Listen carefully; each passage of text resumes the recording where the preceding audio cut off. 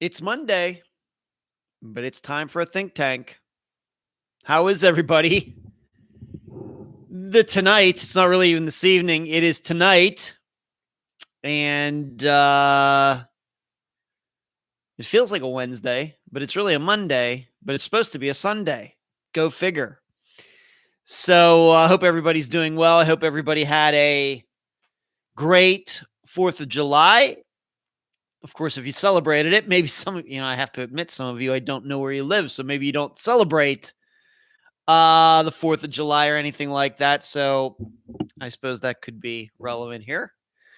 I was down south of here. I went down with my brother and his wife and some other people to a friend of theirs, condo that they have down the beach. I don't know, 8 miles. And watched fireworks, ate some, what was it, bratwurst or something? I don't know. And hot dogs and brownies and things. I broke my diet at least a little bit, but not too much. And I was just kind of hanging out there. Got there about 6:30. Got home about 10:30. And I still did unfound work before I went to bed last night. So I hope everybody is doing well. I hope you had a good time. Hope you got together with friends and family. Of course, I hope the weather was good as well. We've had some beautiful weather here Sunday and today, but Saturday was a complete disaster. I got soaked playing disc golf. But as some of you probably know, it's not quite a hurricane, but we have a tropical storm that is going to be coming up the west coast of Florida. I don't think it's going to hit here. I think it's going to bypass us and continuing. I think the eye of it's going to continue to go like more north instead of coming back east. So it's going to be a little windy here. It's going to be very rainy.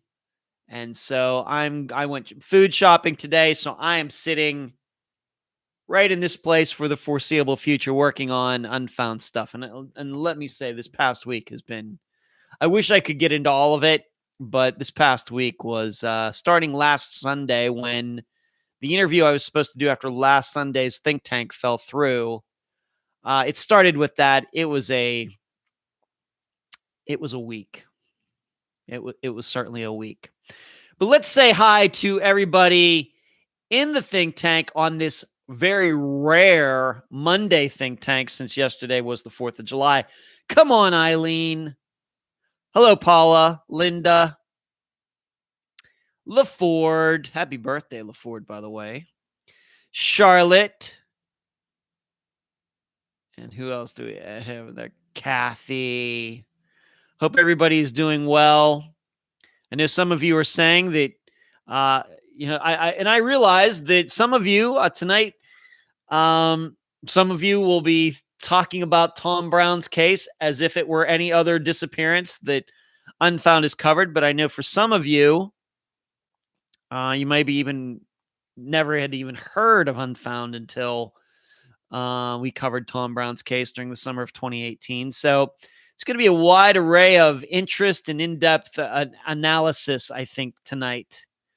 So I'm going to be interested to see what all of you have to say. I don't think that the points to ponder, although it may be a little longer than usual, is pretty much any different than what we've talked about in the past in any think tank we've done for the last 2.5 years. So I'll be very interested. Of course, this has been a long time coming. I think that some of you have wanted to talk about Tom Brown's case due to your interest in it. And we didn't have a chance to do that because the think tank didn't exist in June of 2018. So now we get that chance with the replaying of the episode with new commentary from me at the end. Even Kathy is saying, I've read a lot about Tom's case, but I'm no means an expert. I don't think any of us are experts, Kathy. I would not even consider myself to be an expert. In fact, I will say that about any individual disappearance that has ever been covered on the program. I don't think I'm an expert in any particular one. My goal as an individual is to, and the host and the creator of this program, is to become knowledgeable, at least decently knowledgeable of all of them, so that to build up my knowledge on disappearances overall. So it's hard to become the expert on any one particular case when you're concerned about all of them and seeing, comparing and contrasting, and doing an episode every week. Charlotte says, I first learned about Tom's case on Disappeared. Is that right, Charlotte? Okay. So let's get started as usual. And by the way, I appreciate all of you. I know we're used to doing the Sunday nights. Thank you for rolling with the changes here. I posted the points to ponder on Patreon and in the very, very, very, very private think tank group on Facebook. So that's what I will be following tonight and following and bringing up. And it's a long list, but I think we may be able to crank out some of these topics quicker than usual. So starting with the first one, being that Tom was, as you know already, we start with the very general, we go down to the very specific. And of course, everybody, hello, Jill. Everybody will get to voice what they think happened to Tom before we are done tonight. But we got to cover many points before we get to that. So Tom Brown was a popular kid, president of his class. I think that's something that kind of, he was a former football player, the run-in with Nathan Lewis, everything. But I think kind of what gets forgotten is that he was popular enough to be president of his class. So we're going to start there. Popular kids. Do they really have a lot of stress on themselves? And I even right here, I may make The Breakfast Club reference here, because from my generation, I'm 50, going to be 51 on August 1st. I can remember back to Molly Ringwald in The Breakfast Club talking about how her clique of people have so much stress on them, and everybody's paying attention to them, and everybody wants to be them, and they have to live up to these expectations and everything. Well, Tom was a popular kid by any definition. That's usually who the president of the class is. And we know he was into acting. He was into speaking. He was on the football team. It seems like he had a lot of friends, etc. That's the only way you become president of your class. So once again, popular kids, do they really have a lot of stress on themselves? Is that manufactured? Is that just something that's in their heads? Of course, stress can come from their parents. It can come from peers. It can come from inside. But really, do they, or is it just something that is in their own heads? I mean, it may be very, but I want to try to get everybody's opinion on this. I know there's a lot of different answers to this, but I think I need to know this as we continue, to begin the discussion tonight. I have to say for myself, and maybe a lot of you, maybe you're thinking back to your high school days, that I was not what I would say a very popular person. I did a lot of things. I was in music. I was played baseball. I played basketball. Did drama club. I was in National Honor Society. All these things, but those were individual achievements. I think as a person, as a teenager, I really don't know how popular I was, and I'm here to probably take some blame for that now. At the end, I don't know how likable a person I was when I was in my teen years. I'll be honest. But so what do we think about this? Because this is something that we're going to have to consider as we talk about all of this tonight. Tom, popular kid. If we are to think, I'm not telling you what to think, but if we are to think that maybe he committed suicide, then what could be those reasons, being that he was so popular? And of course, on the other hand, if he was so popular and he was liked by so many people, why might some people want to murder him? We can look at that both ways. Jill says, yeah, it's to maintain how they want to be seen. CR says no. Do they really have a lot of stress? CR says no. Hello, CR, by the way. Did not see you in here tonight. Good to see you, CR. Kathy, I suppose some popular kids feel stressed, maybe especially in a small town where they can be often scrutinized. Jill says stress also comes wherever you pick. Depends the kid. Linda, I was never a popular girl, but everyone knew who each other were. Eileen, it feels a lot like a lot of stress for them at the time. I'm sure as they grow, they look back and think they were making mountains out of molehills. I think that you make a very good point there, Eileen. I think that's gaining perspective as an adult when you have bills to pay and maybe you have kids and you know, that's real stress. Of course, a lot of times it's just in our heads, even as adults, but surely things are different, Eileen. Delane, you never have to apologize for being late. I'm the only person who has to apologize for being late. Eileen says, not popular person is perspective. Jill, but sometimes being popular is just his ticket out with his extracurriculars. He wanted to be something. Maybe the pressure to be something was a stressor, not really the being popular. Yeah. Good one, Jill. CR, usually it's the extroverts that are popular, so it's more in their personality to be well-rounded and participate in several activities at the same time. It's interesting you say that, CR, because I certainly was I don't think there was anybody in my class that was involved in more activities in high school than I was. And as far as being diverse, from sports to academics to the arts, I was in all of it and did all of it decently well. But I was not, I would even say to this day, I know this is going to crack all of you up, but I'm really not an extrovert by any means. I'm not saying you're wrong, CR, but as an introvert who did all those things, it is a contrast. Linda, asking my teen girls, they said no, they're not stressed out. Well, I'm glad to hear that, Linda. Kathy, I was very introverted in high school, in which most kids had wealthy parents. Didn't come out of my shell until I went away to college in my junior year. Kathy, I think that's true for a lot of kids. I think that I saw that myself going to college, although I did not go to a party school, but I know over the course of my 4 years going to the same school that you did see people change. You know, certainly. Paula, my firstborn was an overachiever and put way more pressure on herself than I ever put on her. She did track, was on the dance team, so had a cross-section of friends. Okay. Linda, Paula, you're correct that the kids put more pressure on themselves. That's true. Kids can. I was not one of those. Jill, I'm a recovering extrovert, all about how I was seen. Recovering extrovert. Look at you making the jokes, Jill. Linda,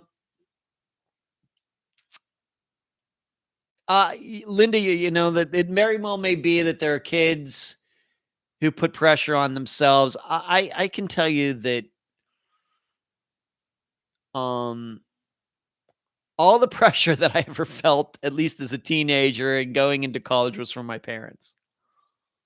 In fact, I will tell you this, that I felt that for myself the whole way until I moved away from home when I was 27 and moved to Las Vegas.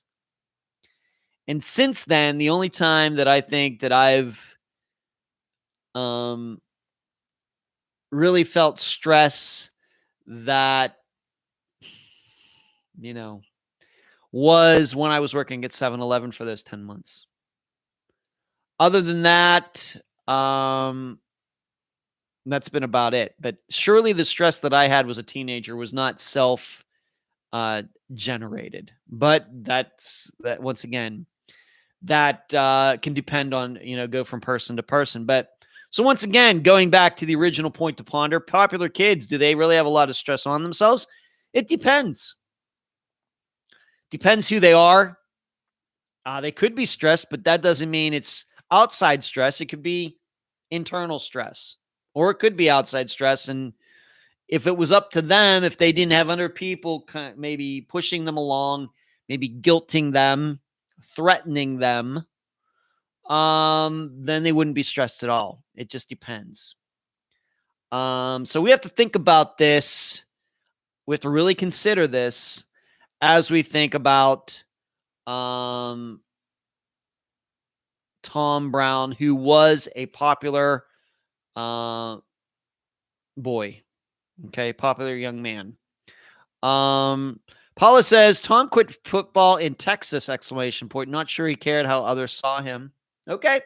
Linda, I felt pressure from my parents when I was in school too, but kids nowadays seem harder on themselves, at least at our small school. I really am not in touch with any of that, Linda, having no kids. So, but maybe, I don't know. All right. So using that as the basis for the rest of our discussion, let's move on to this. The breakup. The quitting of the football team and I know many of you are parents. I'm not. So once again, the breakup with his girlfriend, Sage, a week before he went missing. The quitting of the football team, I don't know if it was the week before, but it was certainly close to the same time, maybe the end of October, beginning of November. As a parent, are these worrying signs since they came so close together? Big changes like this, a breakup, and then he quits the football team in his senior year. As a parent, if this happened to your son or daughter, would these be worrying signs to you? Would they maybe just seem coincidental? Would just one of them be a worrying sign to you? The other one wouldn't. Now, I think, Penny has said many times that, the quitting of the football team was seemingly because some other younger underclassmen took Tom's place. So I guess he was not performing to the level that they needed. So they decided to go with a sophomore, junior. And because of that, Tom knew they wouldn't be getting a lot of playing time. So he decided to quit that so he could spend time doing other things, looking toward college, his studies, other things that he can do to prepare himself for college and the rest of his life. And I can even remember when I was a junior in high school, the guy, and I will not, of course, mention his name, but he had been the catcher of the baseball team for a long time. And he was a senior. And then, I don't know, halfway through my junior year, he was a year ahead of me, a sophomore took his place. And as soon as that happened, he quit. He quit the baseball team. And I think he turned out, I know who he is. I'm friends with him on Facebook. Seems to be doing fine in his life, so that didn't affect him. So these things happen. So the breakup, the quitting of the football team, worrying signs since they came so close together. Delane says, I was in the group of popular kids in school. I don't remember it being stressful, but in later years, I found out that some of our group had eating disorders, other issues. It's amazing, Delane, how you find out these things all these years later, right? People, your good friends covering things up in high school, things that were going on at home within themselves. Certainly. Eileen, the way he quit the football teams makes sense to me, and he had rational reasons for doing so. Senior year, and he could put more energy in what he liked. Paula, yes, I think the combination of both would have had me on alert. Okay, Paula. Jill, sounds like a turkey breakup common when you go to college. Turkey breakup. The football was because he wasn't playing. Why be on a team without the game? He liked the attention, plays class president. Kathy, any withdrawing can be a concerning sign. Depends on the child, their personality, how well they communicate their feelings, their behavior. Linda, from a parent's perspective, girls take breakups much more dramatically than boys, but those two remained friends, which is not that typical. Jill, I guess a better question. What was he looking forward to? That may play into his mindset, right? Well, to hear his mother talk was that he was just going to concentrate on his studies and doing other things that he was really into. And once again, he was into other things. Um,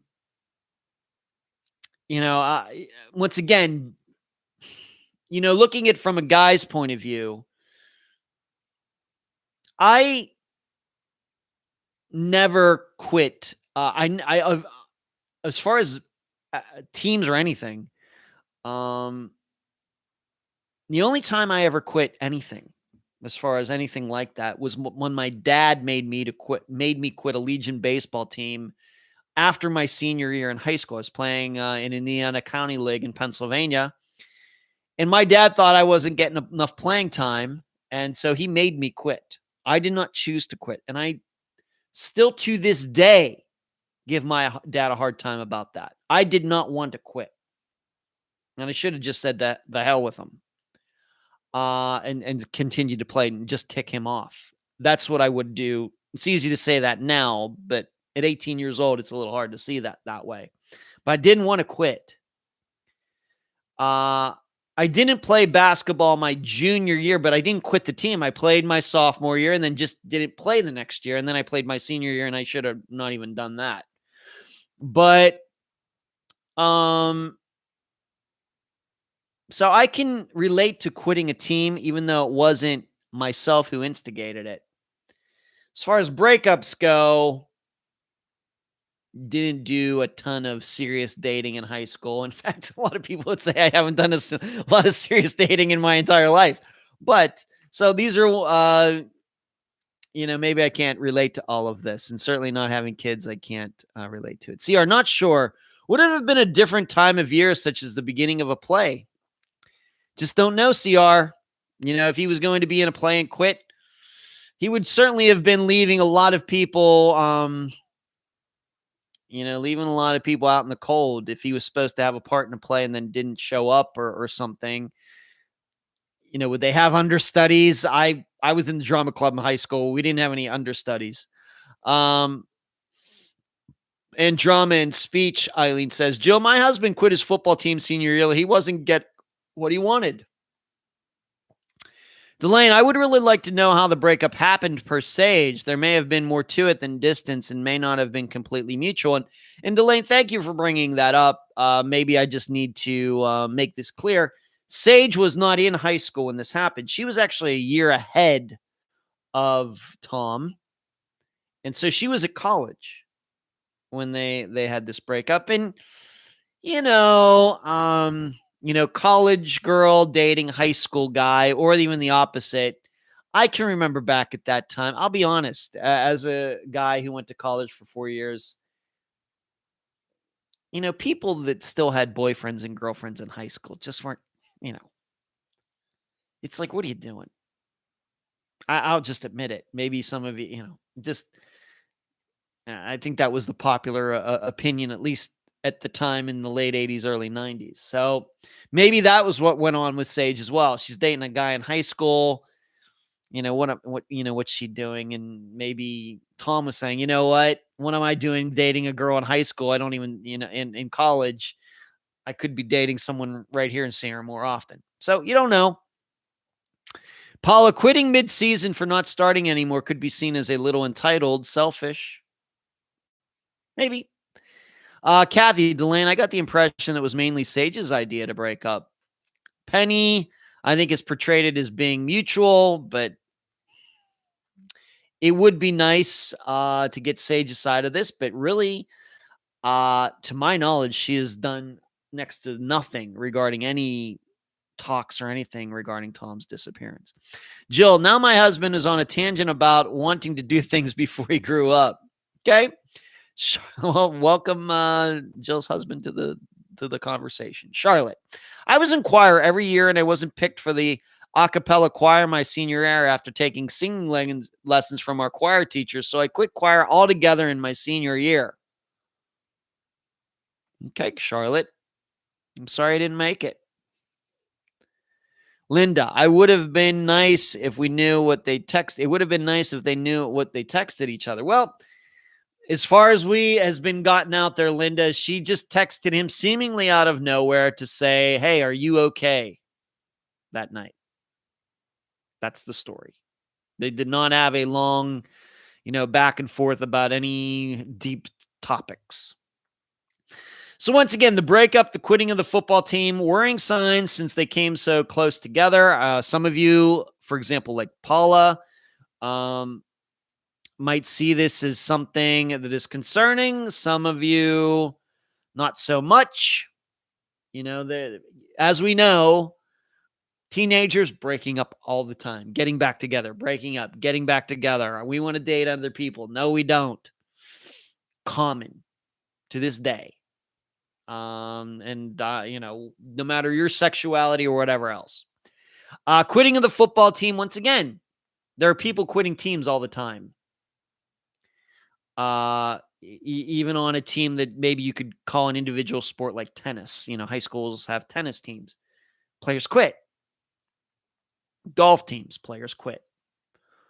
Have other things to do, better things to do. I played football in 7th and 8th grade and told myself I would never play that game again. So, could be a worrying sign. These things happening not long before he went missing, but just those things themselves, I don't know how much they add up to anything. Because I think what we would say is that a lot of kids break up and a lot of kids, those same kids quit teams. Doesn't have to be an athletic team. It could be a quiz team. It could be like Charlotte was saying, a chorus or choir, something like that. And these kids don't go missing. So I think we have to remember that. Linda says, I meant texting prior to the breakup. Yeah, Linda, I don't know anything about that. Don't know. Delane, I think being replaced as a starter could have been a huge blow to his ego. Could be, Delane. Could be, and that might have been something that he didn't admit to people, just covered it up with something else, as I think a lot of people would do, both men and women. Getting, once again, in sports, or if you're in some sort of high school orchestra or something in your first chair and you get moved to second chair, very possible that he was more upset than he let on. Certainly possible. Linda, was his mom worried about him quitting football? No, she didn't. No.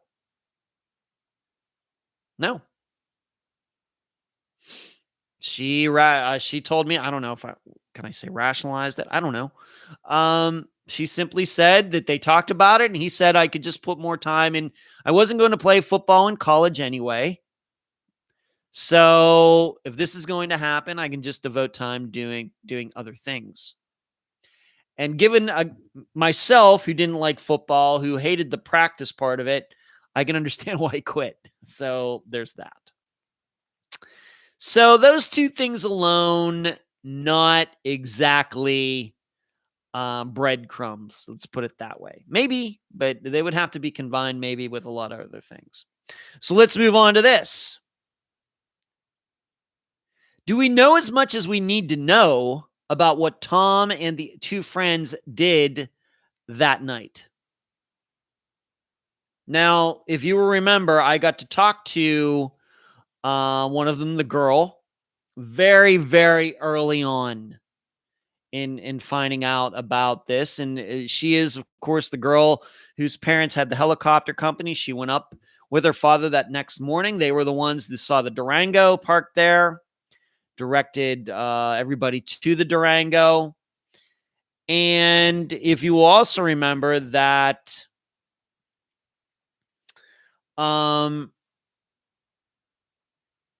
she was not in high school either. She was older. And what eventually happened, she was going, I think, to Oklahoma State, maybe. And they interrogated her at school in Oklahoma about all of this later. But I got to talk to her very early on in finding out about Tom's disappearance. And she basically said they just rode around, and this is one of those things where I wish if I could do it again. I have a lot more experience now. I might be able to ask better questions and everything. You have to remember at the time, of course, I was about 80 cases in when we covered Tom's disappearance. Now we're over 200. So this wasn't even halfway in Unfound's existence. So once again, do we know as much as we need to know about what Tom and the two friends did that night? They claimed that they rode around. They stopped at a few places, saw some people. It's a Wednesday night. The next day is Thanksgiving. I can remember back in my time, Wednesday night before Thanksgiving was always a great time to be out. If you were in high school or in college, nobody has to get up early the next day. It was always a lot of teenagers, young people were out. But if you've been to Canadian, it's pretty remote. Leechburg, although it's no bigger than Canadian, was not as remote a place as Canadian is. So maybe things are a little different. But as much as I tried to talk to her about, really, she just said it was just like a night like any other. So do we need to know more? Is there still the possibility 4.5 years later that these two other friends of Tom's have not revealed all there is to reveal?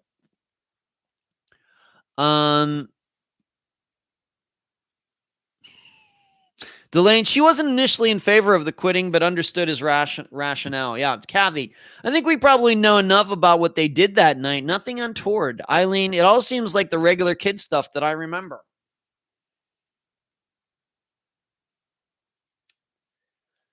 And it does. And I think we have to remember something else. Although this video, I've never seen this video, but I've been told it exists. And I think Penny has seen it. That the story that the two others told is exactly what the video shows. That they came back. Tom and one of the others had parked their cars at the junior high school. Went out. When they finished up that night, they came back to that junior high school. Their cars were still there. And the video shows Tom and this other, the girl, getting out of their cars. And then they sat in her car, I think, for a little bit, talking, or they were there talking or listening to something, music or something. And then Tom got in his car, she got in his car, and they all left. And that's what the video shows. So, but still, could there be something that they were doing before that video that could make us better understand what was going on? Delane says, I meant to look up the lyrics of the two songs he asked Christian to play. I wanted to read the lyrics. I think one song was Live and Die. Yeah, I don't remember the songs, Delane, and I don't think I've ever looked up the lyrics. Eileen, I would think that if anything else would have happened, the kids would have talked by now. Teens. Yeah.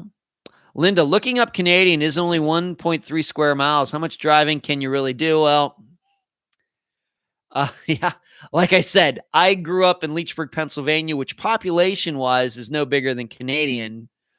But the difference was that there were other cities and towns not too far away. Having been to Canadian is much more remote, sitting by itself, than Leechburg is. CR, I don't think we need to know more. Other mysteries have been solved with less information. Charlotte, I think there might have been more. Mike Pia, hey, we got a guy in here. Look at this. Watch out. Hello, Mike. I don't think we've seen you in the discussion before. It's good to see you. I have other more general questions for Christian, but I think we know enough about what those three did that night. I thought you were asking about the two girls he was with earlier. I'm just concerned about the boy and girl he was with before he went to go pump gas at this point. That's my main. And there's Laura, too. Hello, Laura. Hey, guys, I'm late, but I'm here to join. I'm glad to see revisiting this case. I've learned a lot. I didn't follow this case too much at first, so I'm happy to be here talking about it. Well, hello, Laura. Yeah, Mike and Laura, just concentrating on the last two people, as far as we can tell, who saw Tom, his demeanor, what they were doing. And once again, and I'm not trying to pick on these two, but we do this pretty much in every disappearance we cover. We talk about those people who seemingly last saw the missing person. It doesn't matter if it's Suzanne Lyle, and the bus driver who drove her back to campus, or her coworkers where she was working at that mall, or Jody Husentrut with John Van Sice the night before. We're always talking about these people who last saw the missing person. Now, of course, really, in some of these cases, the person who last saw the missing person, if it's foul play, is the killer. We knew who those people are, then we could talk about them for sure. And we have, like David Perry, for example. But being that even if we think that Tom was murdered, a variety of different opinions on who that might have been. So we only can stick to what we really, really, really know. And we know that he was out with this girl, Christian, and another guy. And I'm just asking once again, do you think we know all we need to know? Or is it possible that these two, even 4.5 years later, are withholding things, even though Tom was a very, very good friend of theirs? Now, that would not be unusual, because it does seem that over the first 200 some cases, we have had situations where friends of the missing person who seemingly have every reason to be very forthcoming and transparent aren't. It doesn't seem that they are anyway. In fact, even if they are being transparent, it doesn't seem like it. So that's why I'm asking this question in particular to all of you while I put this on mute. Okay. So, I will answer for myself that, Laura, I don't think they harmed him, but I do think they should be talked to again. Yeah, and I don't, and I'm not thinking they harmed him either, Laura. Once again, there's this video that I've never seen that shows them all going their separate ways that night after coming back to the junior high school. But it doesn't even have to do anything with anything illegal or anything. If they were doing drugs or whatever, there's no proof of that, by the way. Just an example. But those conversations, I just continue to wonder if there's things that, little clues and things that maybe in retrospect are a big deal. Delane says, I would like to hear both Christians and the guy's recollection of all that was said and done, not just a general overview. Yeah. Paula, I think there may be conversations that they didn't think were important to teenagers, but might shed light on Tom's state of mind. I think that's where I'm going with this as well, Paula. Eileen, what we know backs up what they've said so far. It doesn't hurt to talk to them again. Maybe they have other things to add as adults looking back. Yeah, the tough thing for me, I would love to talk to Christian again. The problem is that I ticked off her mother at one point. And so, I don't think that I did anything wrong, but, so that kind of, ruined my contact there, to be honest. Linda, I want to know what door handle the police were concerned about them touching. No. Delane, I think their stories would add some perspective to what that may have happened afterwards. Yeah, and Sage should be also talked to again. Yeah, she has, to my knowledge, she hasn't said much. I'm not saying that the AG's office or somebody didn't talk to her. I don't know if they did or not, but she sure has not been very public about anything. I'm not saying that it had anything to do with Tom's disappearance. Nothing. Zero. But it would be nice to get them on the record. And once again, I got to speak to Christian once, probably did not do that great a job with it. I think probably it would help to have them. I'd certainly love to talk to them both. I don't know if I'm going to get that chance, but I think there's still some information there that can be gathered. The issue is that this has only been 4.5 years. They're still very young. And as we know, sometimes when people get older, they're more comfortable talking about things that happened in the distant past, in contrast to being like 23 and talking about something that just happened a few years ago. So I guess in generic terms, simple terms, do we know as much as we need to know about what Tom and the other two friends did that night? I think we would like to know more.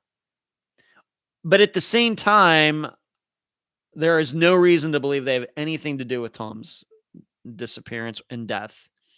Moreover, I'm inclined to believe if they did know what happened, if they thought it was foul play, for example, I think that they would come forward. I think that they would have said something. Pretty sure. So let's move on to this.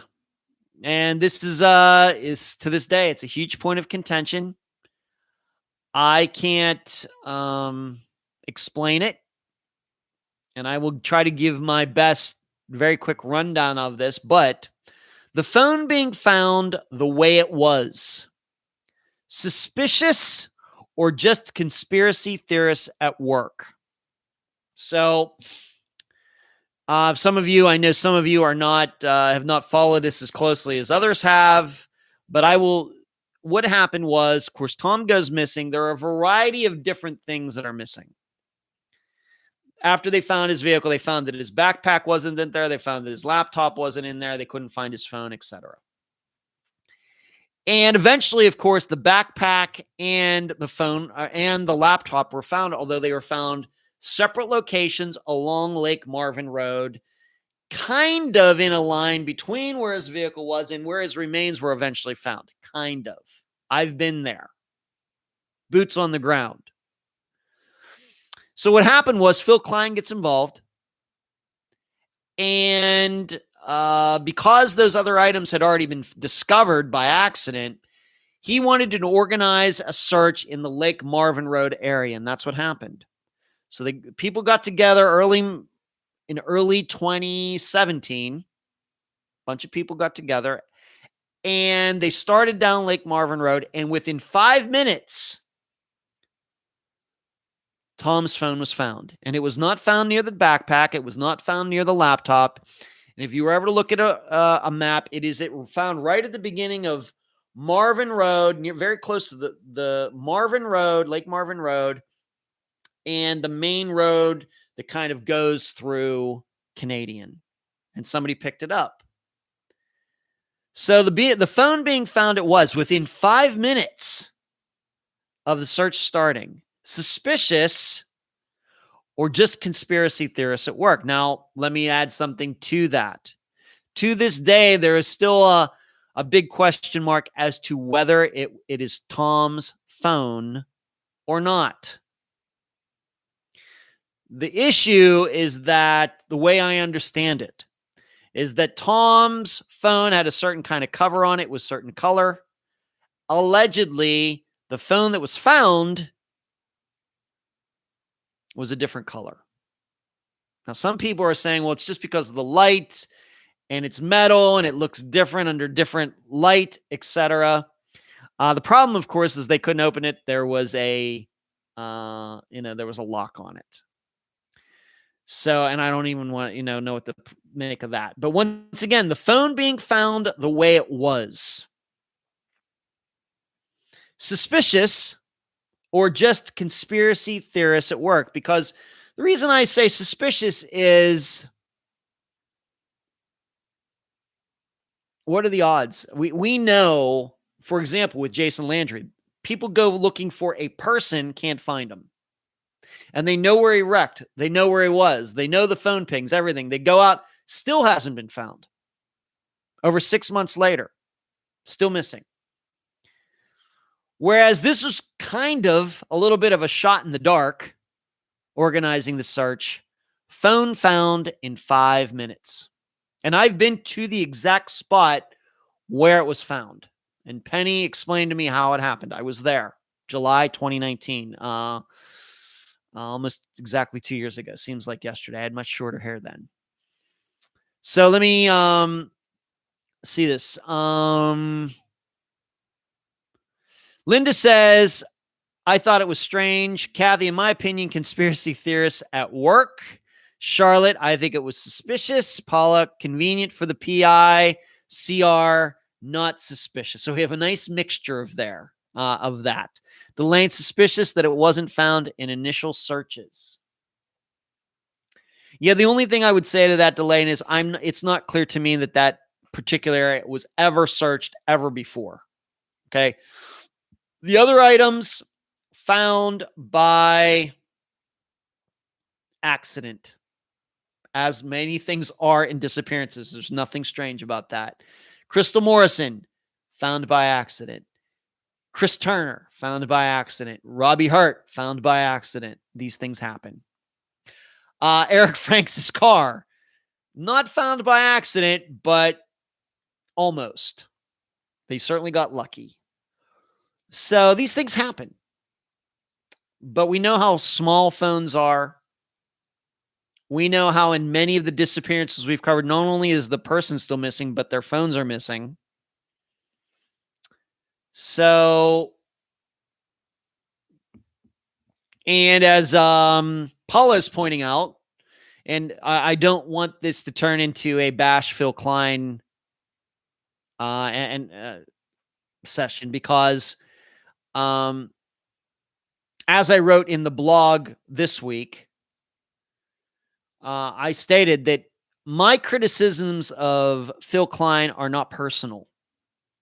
Okay. I know that if I knew him, I would not like him. All right. There's no doubt in my mind about that, because I kind of know the types of people that I like, but this is not personal. When I just know private investigators in general, they don't solve things, not missing persons cases. They may solve catching husbands cheating on their wives. They're probably very good at that. And that needs to be done too. But when it comes to missing persons cases, they have a very, very poor track record. Every one of them. So this is not personal. This is just stats.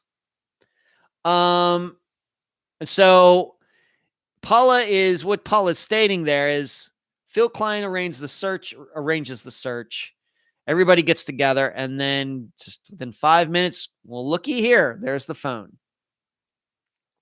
That's kind of what Paula is saying. And there certainly are people out there who believe that Phil Klein or somebody in his group planted it there. But it's not really Tom's phone, but they wanted to look at us, look how great we are. There are people out there who believe that. I got to admit, I don't know what to think. Eileen says, I feel like there was some miscommunication around the phone, and that sent conspiracy theorists in motion. That's all it takes sometimes, Eileen. Delane, also suspicious that it was found within 5 minutes of searching. That's what I've been saying, Delane. Thank you. Mike, I think it was placed, so I guess that falls under suspicious. That would fall under suspicious, Mike. And there are a lot of people that think that way. I have to admit, I'm not sure what to think. As I've stated, people go out into the woods looking for people. Where you think there should be, don't find them. Whereas a random group of people start searching on a road, and boom, there's the phone right there. No. Linda, but they are sure it's his phone. It seems to me, Linda, that maybe I should ask this, and we're going to talk about this eventually, but remember that AG's meeting in 2019 that Nathan Lewis recorded? I don't know how many of you have gotten to listen to that. I have gotten to listen to it, but I would not make it public because of the way it was recorded in the first place, which was, I wouldn't say illegal, but certainly unethical on Nathan Lewis's part. And if you remember, it took a while for everybody to find out that he did that. But if you listen to that meeting, there is no doubt that the AG's office believes the phone was planted. They don't necessarily come right out and say it, But if you listen to that part of the meeting, it is clear that they think that there was some funny business regarding that phone. No doubt about it. Now, that's them talking. They are the experts. They're the ones working on it. That's not me talking. I wasn't there.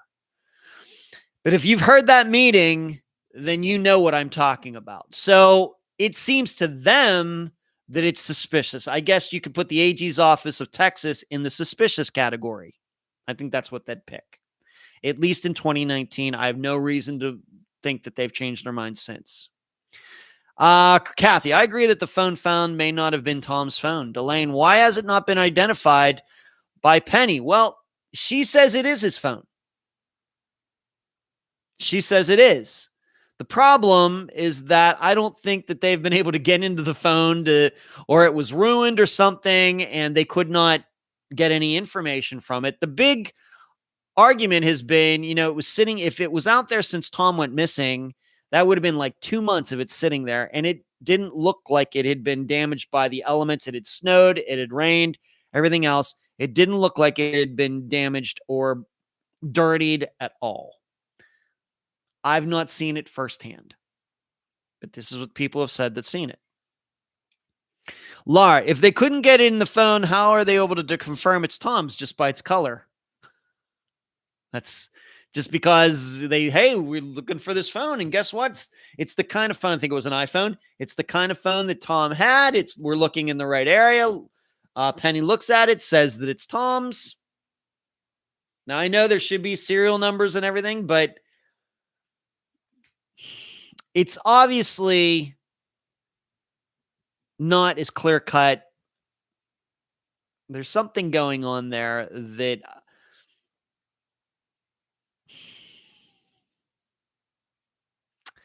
all I can keep telling you is what the AG's office said. That's all I can say. Delane, once he opens his mouth, it's easy not to like him. Just a fact, Phil Klein.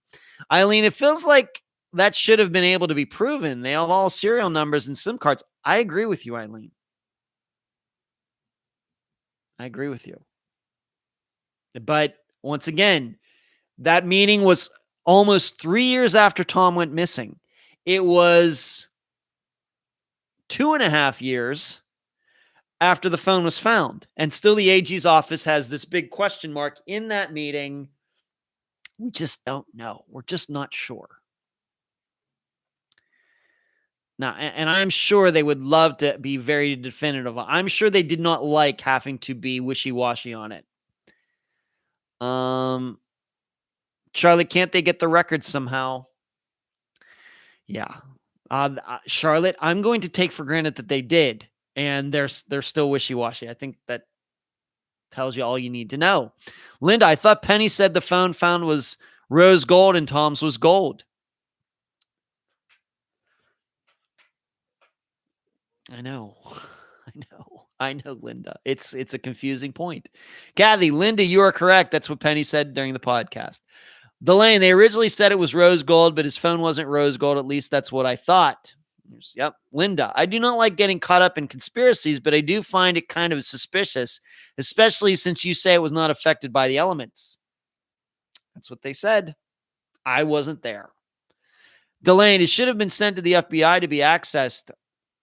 Even that's not a perfect way to do it. There's still many phones that cannot be opened, and if you try to open them, Delane, it just erases all the information or how that works. I'm just going to continue to reference the Attorney General's meeting. What I heard, the people who were actually responsible, it was out of Hemphill County's hands at that point, and they have questions about that phone. And I think they're very open to the idea that it was planted.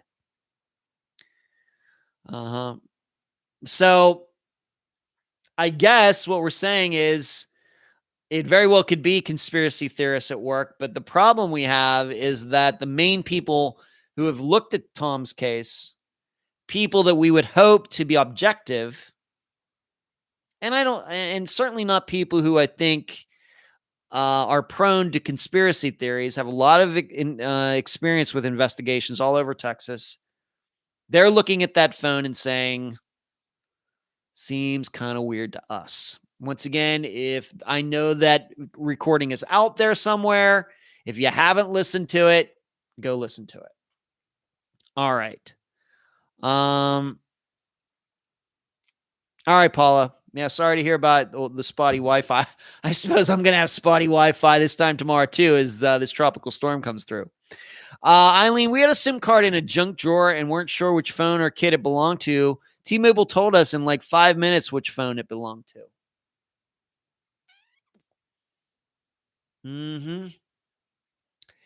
Eileen, all I can continue, if it was that simple, I think we would have a definitive answer. And instead, we have what's on the record, and that was at the meeting. And so there's just something. I know what all of you are saying, and we've all had phone issues, problems.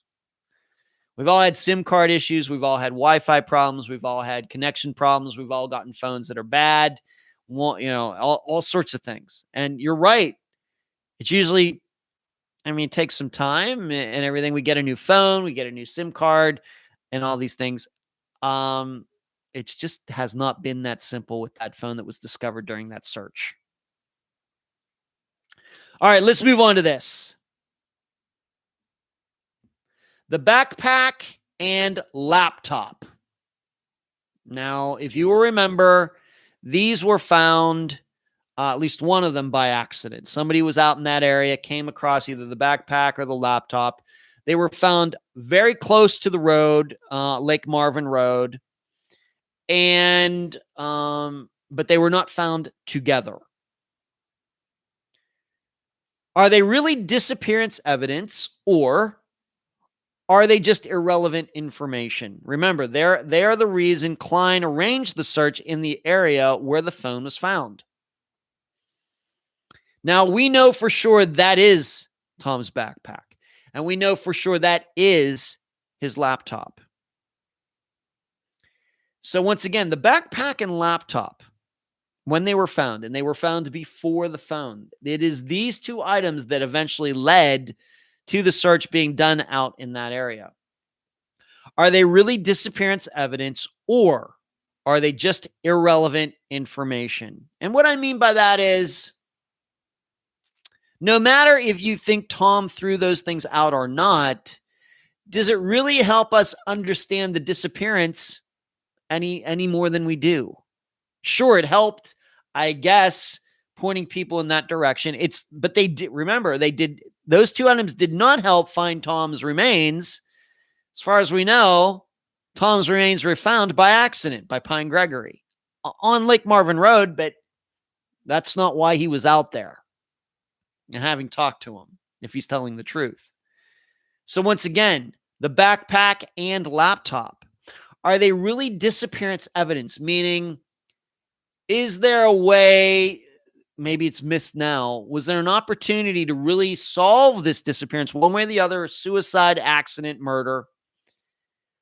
Or even if they were collected, really they would not help us in any way try to determine what happened to Tom. Remember, once again, they are the reason Klein arranged the search in the area where the phone was found. And we can also put in there was a holster for a gun that was found while one of the searchers are done, and that created all sorts of hubbub, etc., which I don't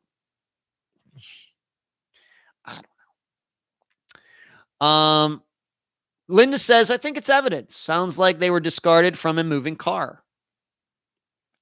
Charlotte, I think it is evidence too. Eileen, everything that was last in contact with him needs to be considered and treated as evidence until it's solved. Whereas Kathy says probably irrelevant.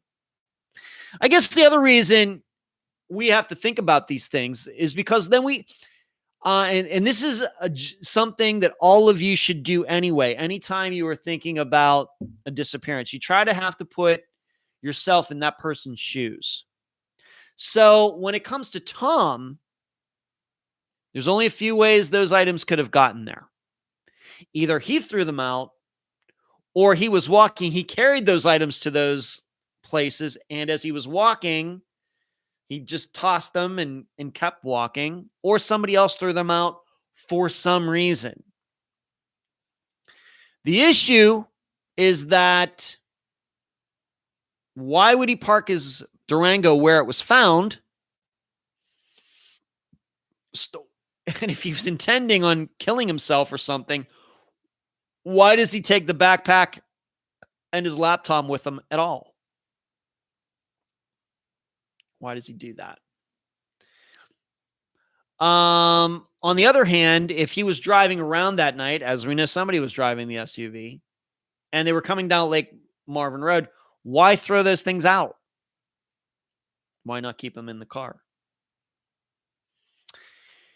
It's so, once again, the backpack and laptop, are they really disappearance evidence, or are they just irrelevant information? Really, remember, they are the reason Klein arranged the search in the area where the phone was found. Delane, definitely disappearance evidence. If they had been forensically tested, they may have provided something that could have helped the investigation. Delane, they may have been tested. I don't know. The issue, of course, in this case is always going to be, were opportunities missed by Hemphill County, by Nathan Lewis and company, maybe on purpose, maybe on accident, somewhere in between. It's just hard to say. And, unfortunately, we can't put the genie back in the bottle with this. So it seems to me, though, of course, Kathy is saying somewhat irrelevant, definitely, or probably irrelevant. Whereas some of you are definitely saying that these items, maybe at the time, could have been used to solve Tom's disappearance and eventual, we now know, death. But missteps were made. But all of you, I would say that you really need to then start thinking about, and we're going to get to your theories, but you have to really make sure that the laptop and the backpack, because we know for sure those are his. The phone, mezza. You have to put those into your theory somehow. How did they get there? Did Tom put them there while he was riding around, or did he actually carry them out there as he was walking? Or did somebody else throw them out there for some reason? You have to really think about those things as you put your theory together, because those are facts that cannot be ignored. Negligence on their part, as far as Hemphill County. Eileen, I just think that until a disappearance is solved, everything needs to be treated like it could be evidence. It could link someone later down the line. Okay, Eileen. I have to admit, Eileen, I in general, I agree with you. But the issue I have is there's nothing that I've ever heard regarding the backpack and the laptop that could have helped them anyway. Now, once again, if you're suspicious of Hemphill County investigators, Nathan Lewis, then there's that. But this is certainly not like ping information, reliable ping information. It's somewhere less than that, but not the whole way down to psychics. I just don't know what to make of it at this time myself. Okay. Delane, I need to look at location of car backpack remains locations to see if it points in a directional line. Well, they do, Delane. You could say they do. The problem, Delane, is we don't know how Tom's remains got to where they were. If you believe that he walked out there, then yes, it's kind of a line. If you believe that somebody put him out there, then anything is possible. Then it might not be a line. It may be a line. It could be anything in between. Eileen, what would be lost in treating it as evidence? Well, Eileen, what I would say is that it has been treated as evidence, and it really has not helped the investigation much. That's what I would say. In addition, if you once again listen to that meeting, the backpack and laptop were not prominent parts of the discussion. I'm not saying they're right. I'm not saying I'm right. But I'm totally open to the idea they are very, very relevant. Just have to make them relevant. I'm asking for opinions, as we know that I'm not saying they should have been thrown out or anything. But are they really, does it seem that the way we understand this disappearance almost 4 years later, 5 years later, are they really disappearance evidence or just information? Paula, if he was murdered, why wouldn't that person just leave his things in the SUV? Good question, Paula. Delane, I just need to revisit it and think about it. You do that, Delane. Okay. Let's move on to this. The bullet casing in the car. Once again, evidence, important, or just an irrelevant fact. Nobody disputes that a .25 caliber shell casing was found in the vehicle. Everybody knows that. The issue, of course, is that first of all, being a gun owner, I wouldn't say I'm really a gun guy, but I know quite a bit about guns. .25 caliber in the 21st century is fairly rare. Fairly rare. If it was 9mm, that's the most common. If it was 38, fairly common. If it was 40 caliber, fairly common. 357, fairly common. 25 caliber, fairly uncommon. In addition, Penny has said that her family does not have any gun like that. To her knowledge, Tom didn't have access to a gun like that. But still, this bullet casing was found in the car. Now, I will tell you, with my own car, being a 9mm owner, two guns like that you may find a 9mm empty casing maybe underneath a seat or something, for me going to the range or, something. It just ends up there. That's very possible. But I own guns. That's no surprise since I own 9mm guns. You might even say that about my AR-15, 5.56. And you might even say that about my Vepr 12 shotgun. If you were to find an empty 12 gauge casing in there, that wouldn't be a surprise either. But the bullet casing in the car that was found when the SUV was found.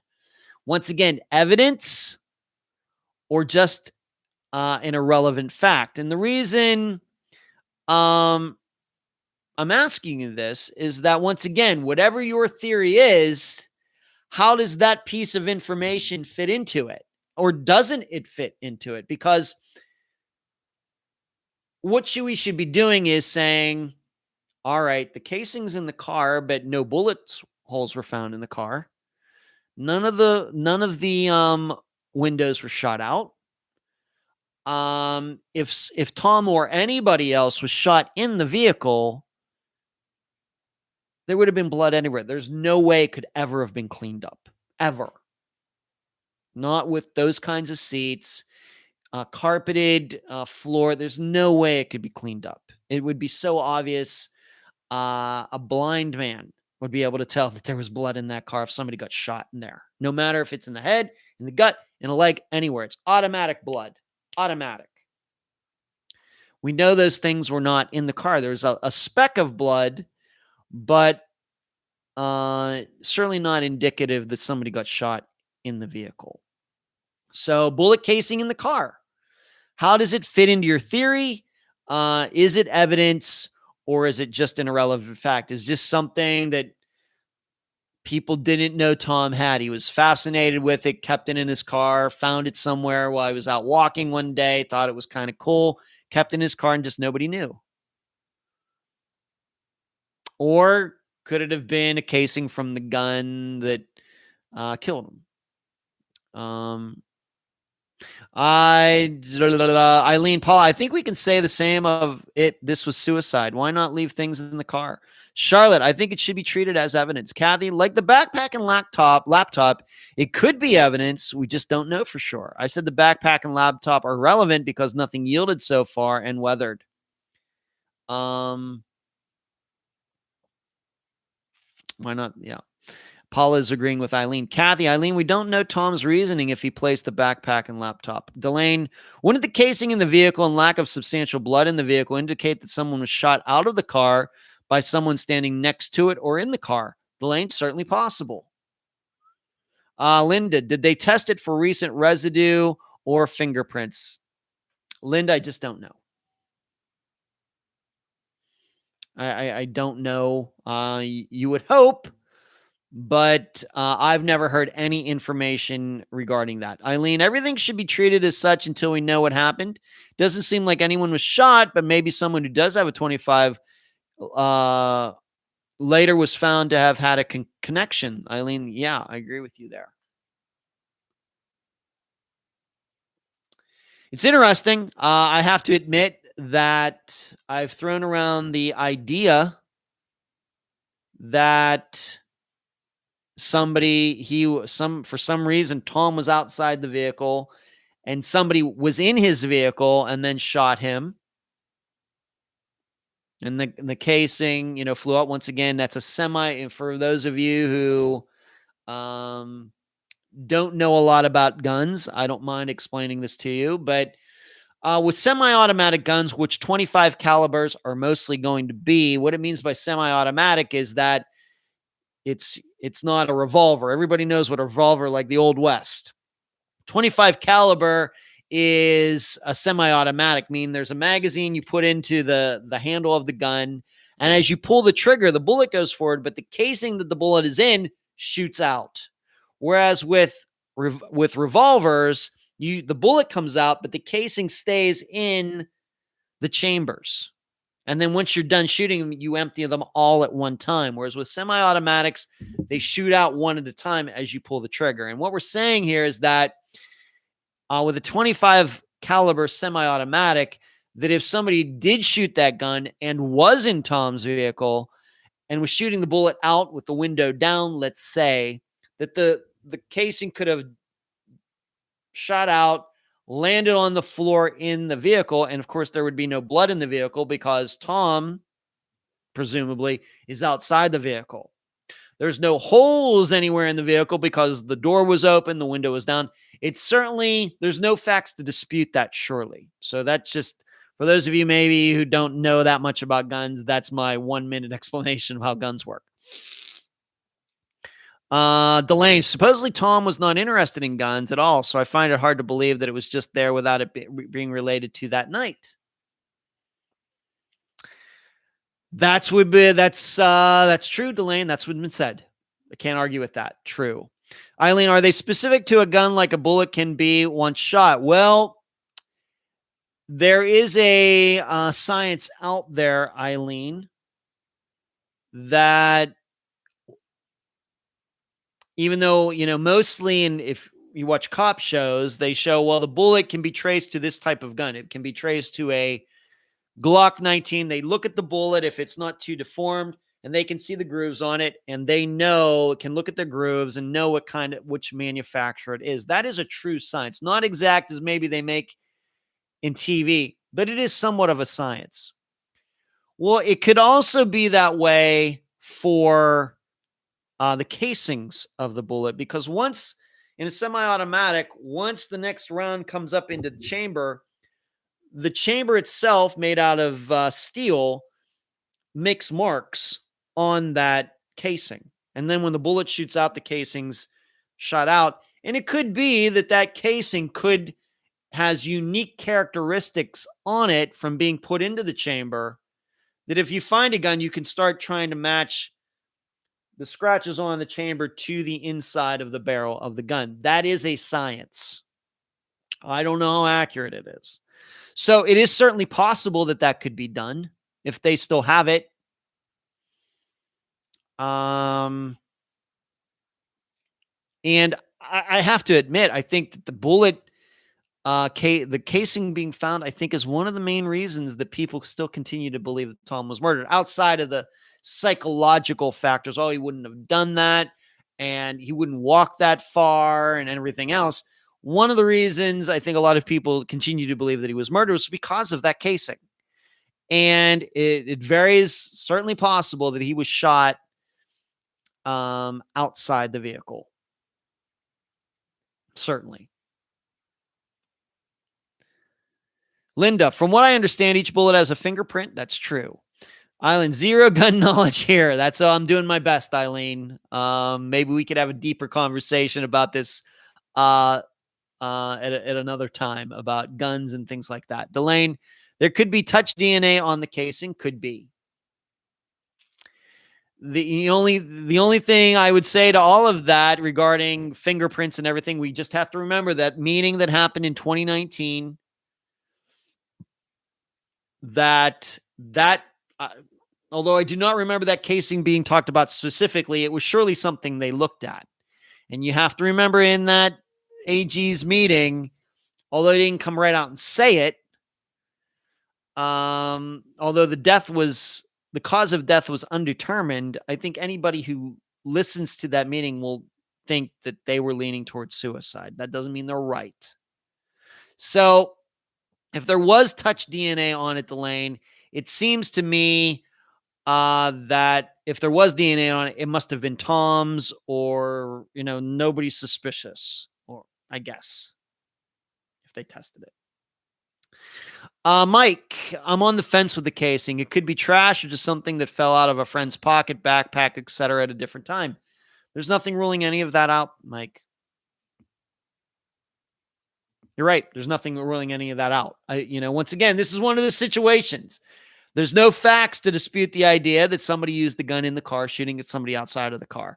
There are also no facts to dispute the idea that it was completely irrelevant and dropped out of somebody's pocket. The bullet, the casing might have been in there.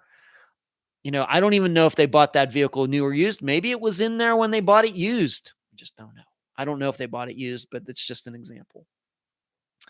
So once again, bullet casing in the car, once again, evidence or just an irrelevant fact? I think we're very split on this, but I think more, we just don't know. It's just hard to say.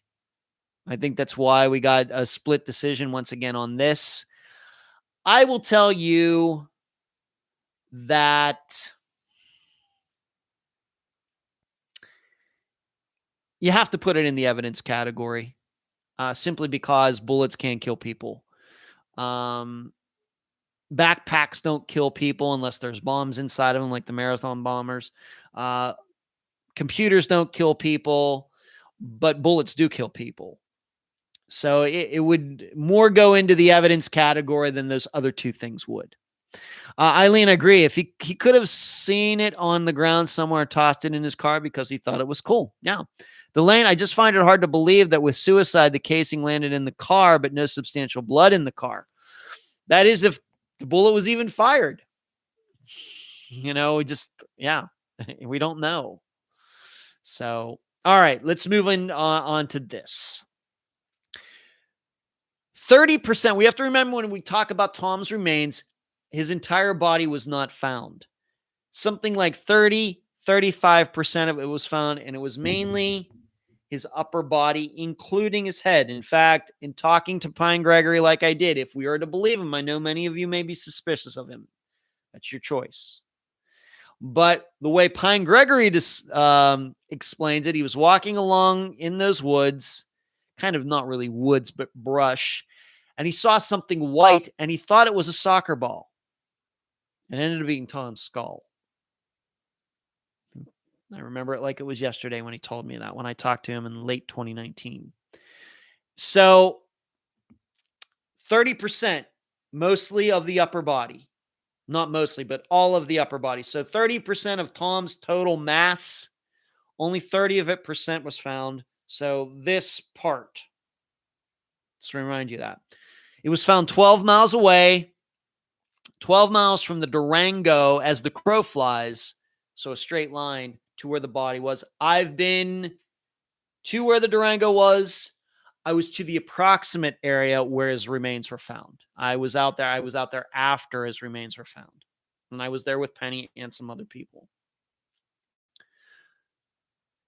What we forget about, though, is there's still 70% of him out there somewhere. That doesn't mean it's all together, but it's somewhere. Little hypothesis here, little alternate universe territory. What if the other 70% is found within a mile of the Durango someday? What does it mean? Because the other 70% is somewhere. And, this is where I'm going to talk about, once I read some of your comments, I want to talk about how we sometimes take things for granted. Eileen Delane, I just find it hard to believe that Sue. Okay. Linda, I looked up predators in that area, and there seem to be only coyotes and bobcats. Neither could carry half a body, and they both prefer small animals.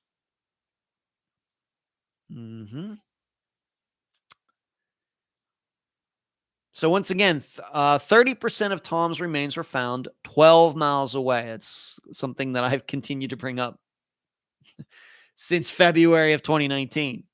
What if the other 70% is found within a mile of the Durango someday? People's just like Pine Gregory. Somebody's out in the woods someday and come across more bones, and it turns out to be the rest, or at least some parts of Tom Brown. What does it mean? Interesting. Linda says, interesting suicide. Good one, Linda.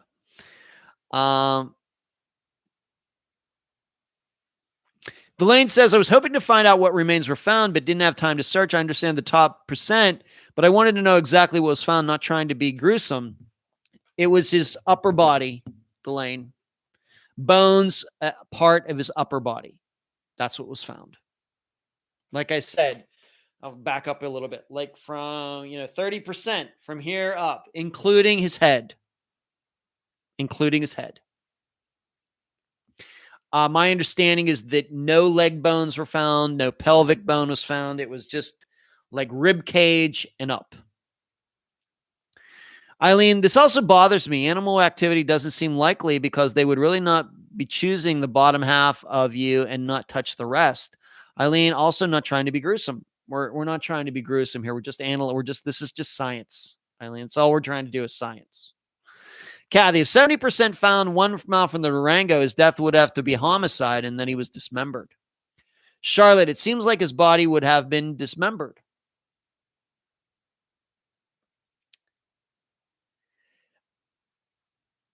See, I think the big mistake, and I've made it too. I'm not here to point fingers. I think the big mistake in a lot of this is that we're taking for granted that Tom died where his 30% of his remains were found is where he was deposited, whether he was murdered or he committed suicide. And there's no reason to believe that. I know what you're saying about predators, etc., but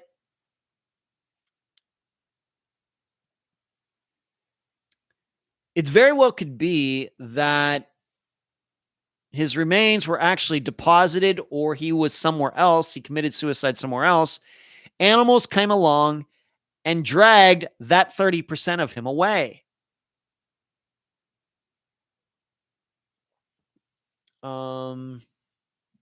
I think it's certainly possible. And because something happened, there's a reason that this part is not with the rest of them. Something happened. There's a reason that they're not all together. And the bigger part we have to remember that we do have now examples of other disappearances. Crystal Morrison. Her remains were missing for 8 years. From 2011 to 2019. Her remains were in the woods. All of it found. Essentially, all of her body was found. 8 years later. Robbie Hurt. His remains. Total remains found a year and a half later. Something like that. Not long. Tom Brown, though, disappears November 2016. Remains found January 2019, so 2 years and 2 months. And only 30% of his remains have been found. And it wasn't like Crystal Morrison and Robbie Hurt disappeared in the middle of two cities. They also were found in the woods. There's certainly animals in those areas. I'm no expert on animals in the United States, but These are also areas where animals would have been walking. Deer, maybe, of course, deer are don't eat meat, but we have to remember that. And I think that's something we really, really, really need to remember. This is why I like to bring up prior disappearances of Unfound and compare them to the one we are working on now. Even with somebody like Chris Turner, he wasn't missing very long either, but the difference is it's out in the desert. Not a lot of big-time predators in the desert. Yeah, you want to stay away from your snakes, your scorpions, having lived there myself, but there aren't any bears running around in the desert of Nevada. No lions and tigers running around in the desert of Nevada. Maybe we might have some mountain lions, but not down in the city. So we have to remember that it was a little over 2 years and only 30% of his remains were found. On the other hand, Crystal Morrison, 8 years to find her remains pretty much totally intact. This is something that we need to think about. Why would that be? Linda, did they see if the shirt was torn at a certain level or any straight edge marks on the bones? I don't have any information regarding that, Linda. Penny's never told me anything like that. I don't know. All that has ever been said about the remains is that no cause of death could be determined. Eileen, but would the 30% remain as intact if it were dragged? It just would depend how soon it happened after the human died or the animal died.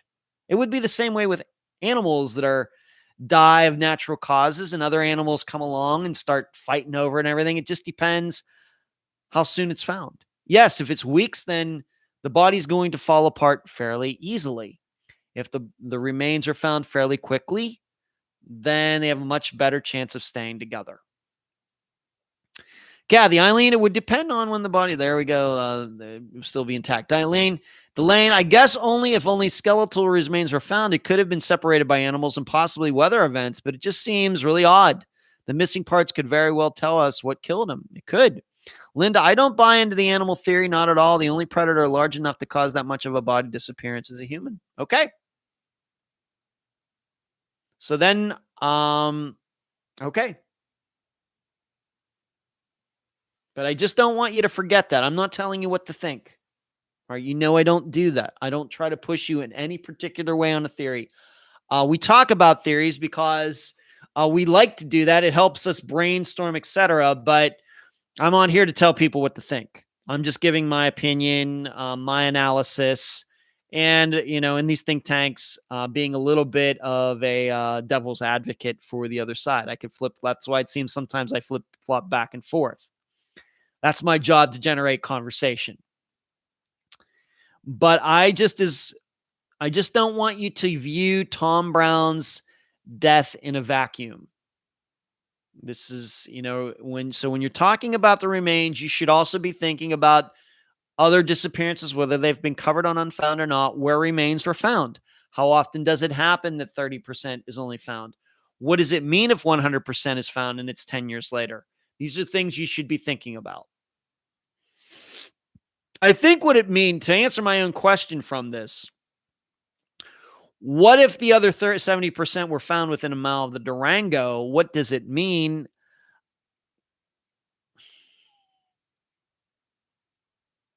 I have to admit, even though I know that Linda's saying about animals, I would have to start to believe that he really did walk off, killed himself somehow, and animals did get to him.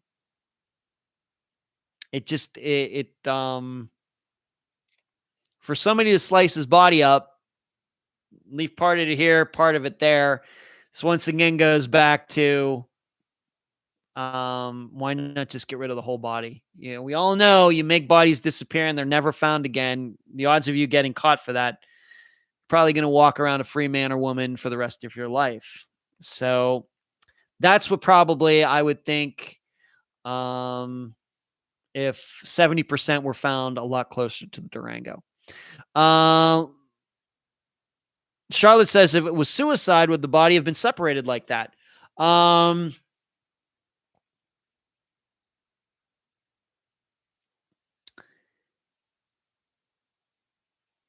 If would the body have been separated like that? No. Mike, interesting point out. However, I believe a femur was also found. Also, even if the majority of the body was found near the Durango, we still have the backpack and laptop on Lake Marvin.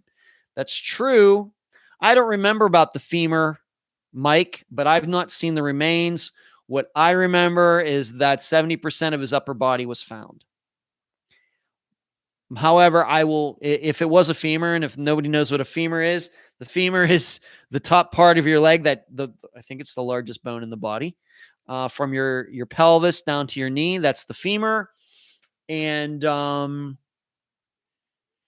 certainly would mean a different scenario, Mike, for sure. Certainly. The majority of the body was found in the Durango. We still have the backpack and laptop on Lake Marvin. The only problem is, Mike, with that is we don't know who put them there.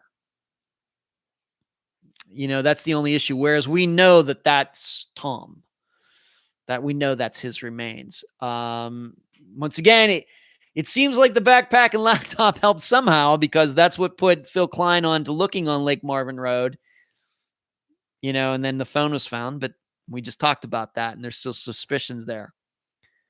Linda says, can you clarify how much of the body is missing versus found? 30%. 30% of the mass of Tom was found. 70% is still missing. 30%. So, Linda, what that means is that if he weighed 200 pounds, and I don't think he weighed that much, 30% would mean that 60 pounds of him were found and 140 pounds are still outstanding. And if it was an 120 pound woman, 30% would be 30% of 120. 30% of 120 is 16. No, it's more than that. 35 pounds and something like that. And the rest would still be outstanding. That's what it means. So what we're saying is, Linda, is somewhere out there, there's a lot of Tom that still is somewhere. Somewhere.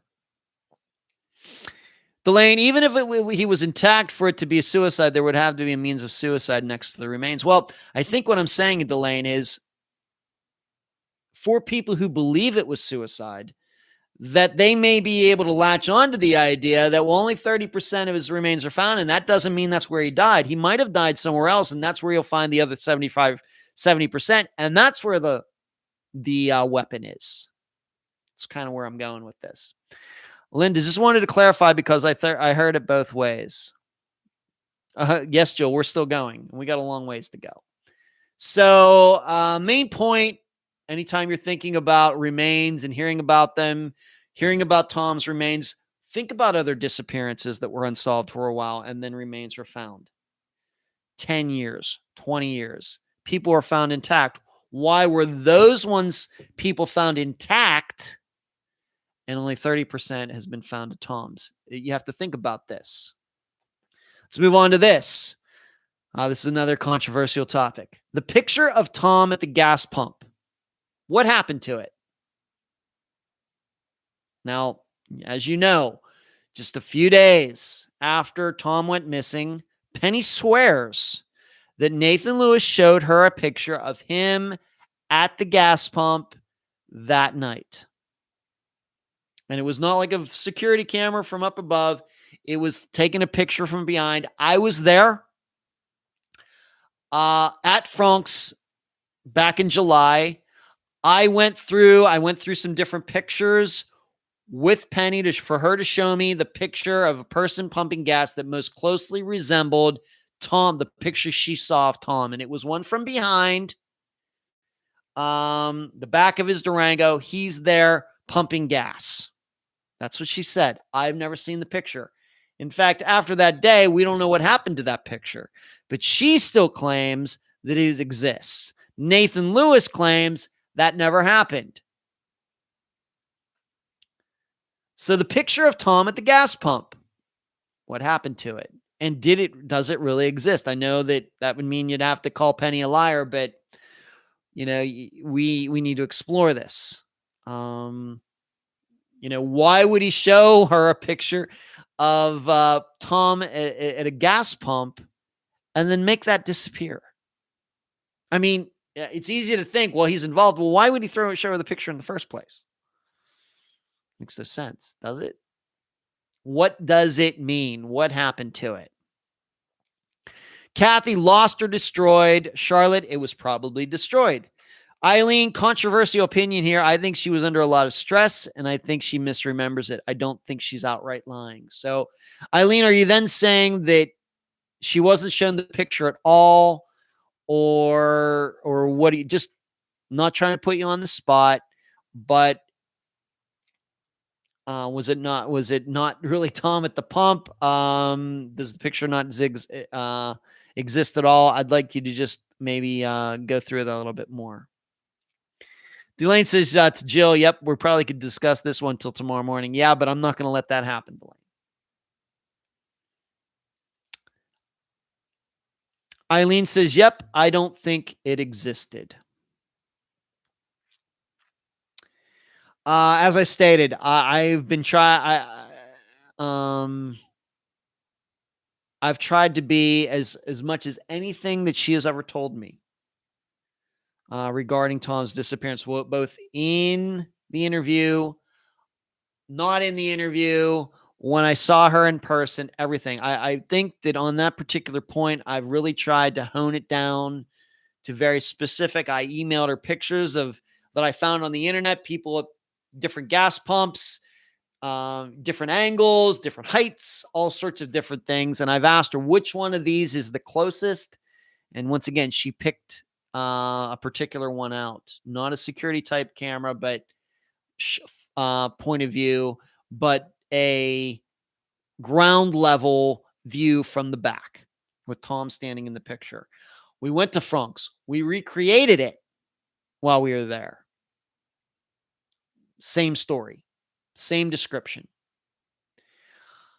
Once again, the picture of Tom at the gas pump, what happened to it? Mike says it was destroyed. Linda, I'm wondering if she saw a picture and thought it was from a ground viewpoint. Of course, the big issue is that it seems if it existed, not even the AG's office got it. There's no talk in that meeting about it. It seems that would be a very prominent point. And I also have to admit that I wish we could get to the bottom of this. It seems that the videos at Frank's were not working that night, and it had not worked for a while before that. But some point then in December, the video cameras at Frank's were working again. And it had something to do with getting a new system. I just don't know. I've never spoken to the owner of Frank's or anything. We've tried to contact them with not a lot of luck. Eileen says brains under stress can do such weird things. Delane, I think so. I don't think a mother in this circumstance would mistake that. Linda, seeing as you recreated it, I would say it destroyed. Okay, so once again, the picture of Tom at the gas pump, a large majority of you are saying it was destroyed. I think I see the direction we're going here. So what we're saying is Nathan showed her that picture for some reason, and then later thought maybe he shouldn't have showed it to her, and he destroyed it for some reason. Okay. So we got a majority of you saying it was destroyed. Totally fine. I'm not saying I'm not convinced it existed. I just, this is, I know what I wrote in the Patreon blog back in 2018, and with new facts come new theories, and with more experience covering disappearances, I know that my opinions have changed in a few disappearances that we've covered. Once again, on top of everything else, talking to the guests, talking to parents, and the truth is you find out that they do misremember things. They'll tell me information, then I'll go look into it, and it's not quite exactly what they say. I'm not saying they're lying, but just not quite what they said. Delane says evidence has a way of walking away a lot of times. Okay, that's true. Speaking of which, Delane, let's move on to this. Nathan Lewis.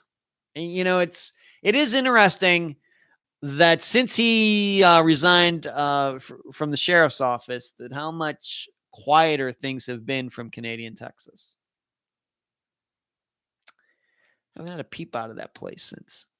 Linda, it's possible Nathan received some information that the photo could have showed without him knowing it at the time he showed Penny the photo. Okay. We're going to get to talk about that right now, Linda. Funny you should bring it up. Nathan Lewis. Does knowing what we now know about him actually make it less likely he had to do with Tom's disappearance? I will explain. And what I mean by that is this. It would seem on one hand, being that a lot of people are very suspicious of him. Why? Because of the run-in that he had with Tom the year before. Got him in a lot of trouble, even though he did end up becoming Hemphill County Sheriff, getting elected to the position. We know that had a reputation. I heard as being that I had a chance to talk to some former deputies in Hemphill County who were deputies under the former sheriff. Not one of them ever had anything good to say about Nathan Lewis. Not once. Even though he was a deputy in a connecting county back at the time, for example, in 2015, they wouldn't work with him. They didn't trust him. Two of them told me that. One on the phone, another through Messenger. So those are some of the things that we know about him. He did not have a very good reputation. This even goes back to high school. A lot of people said he was a badass in high school. Should have never been a police officer of any type. But what do we now know about him since the interview was done in 2018? We know that he forged documents regarding training for some of his deputies. He made that stuff up.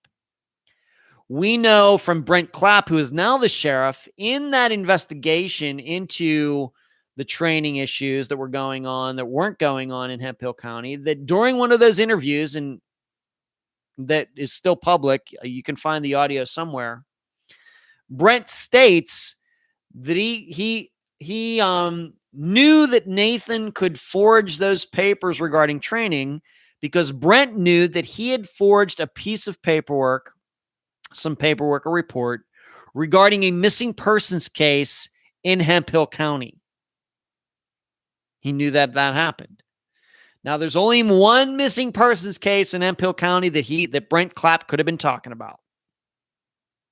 So even though Tom Brown's name is not mentioned during this talk that Brent Clapp had during this investigation into the training stuff. So within the investigation into the training information, Brent Clapp says something about this missing persons case where also at least one document was forged. And what I mean by that is Nathan Lewis knew the AG's office or something was coming in. He didn't do something regarding this investigation. He had to cook this piece of information up at that moment and then backdate it. I think that's what happened. So he did all this, but we have to remember he got caught. Took a little while, but he got caught. So once again, Nathan Lewis, does knowing what we now know about him actually make it less likely he had to do anything with Tom's disappearance? And what I mean by that is, so what we're saying is, on one hand, he forged this paperwork, got caught. Took a while, but he got caught. He forged some paperwork regarding seemingly Tom's disappearance, got caught, got disgraced. I should also say he got caught with the recording of that, it was a mystery for a while, but he recorded that August 2019 meeting. He shouldn't have done it. I'm not saying it was illegal. Shouldn't have done it. And then released it. And then it was also found out that he did that too. So he got caught doing that. All these things he's getting caught at. But on the other hand, he still hasn't been caught, if he did it, for Tom Brown's murder. Can that be explained? Because it seems to me that getting away with a murder would be a lot more complicated than forging some paperwork. But instead, he got caught with the paperwork issue. But as much as everything that has been done in trying to figure out what happened to Tom, he's still walking around a free man. And I'm not saying he did anything, but I know a lot of people do believe that he did. He murdered Tom. It's a very, very, very, very popular opinion. So how can we explain him not getting away with something over here, but certainly getting away with something that would have been more complicated, much riskier, higher stakes, everything else? Can that be explained?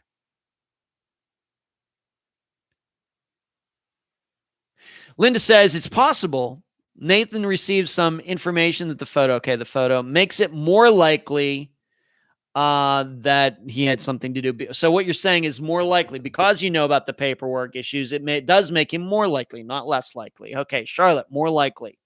Kathy says makes it less likely. His antics don't necessarily make him a murderer, however. Eileen, he's a bad cop. Seems like a bad person, but much like bad girlfriends, Fallon doesn't necessarily make Fallon when it comes to Jake LaChalais. Thank you for that reference, Eileen. I'm glad I can remember all that.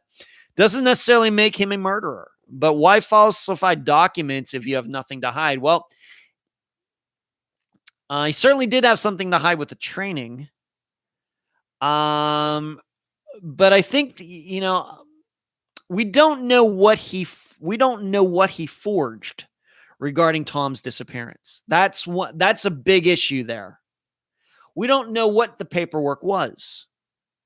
The understanding, the way I listened to the interview that Brent Clapp did with T. Cole, is that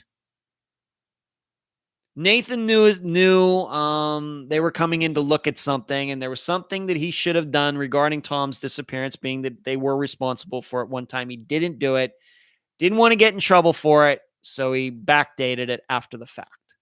But we don't know what that is. I don't know if anybody knows what that is. At least did not come out in that interview. I'm sure they know now, but that's never been made public. It might be helpful to know what that piece of information was. Linda, a lot of times police protect their own, even the bad apples. So for police to come out publicly against him says a lot to me. Linda, you're right. I can't deny that.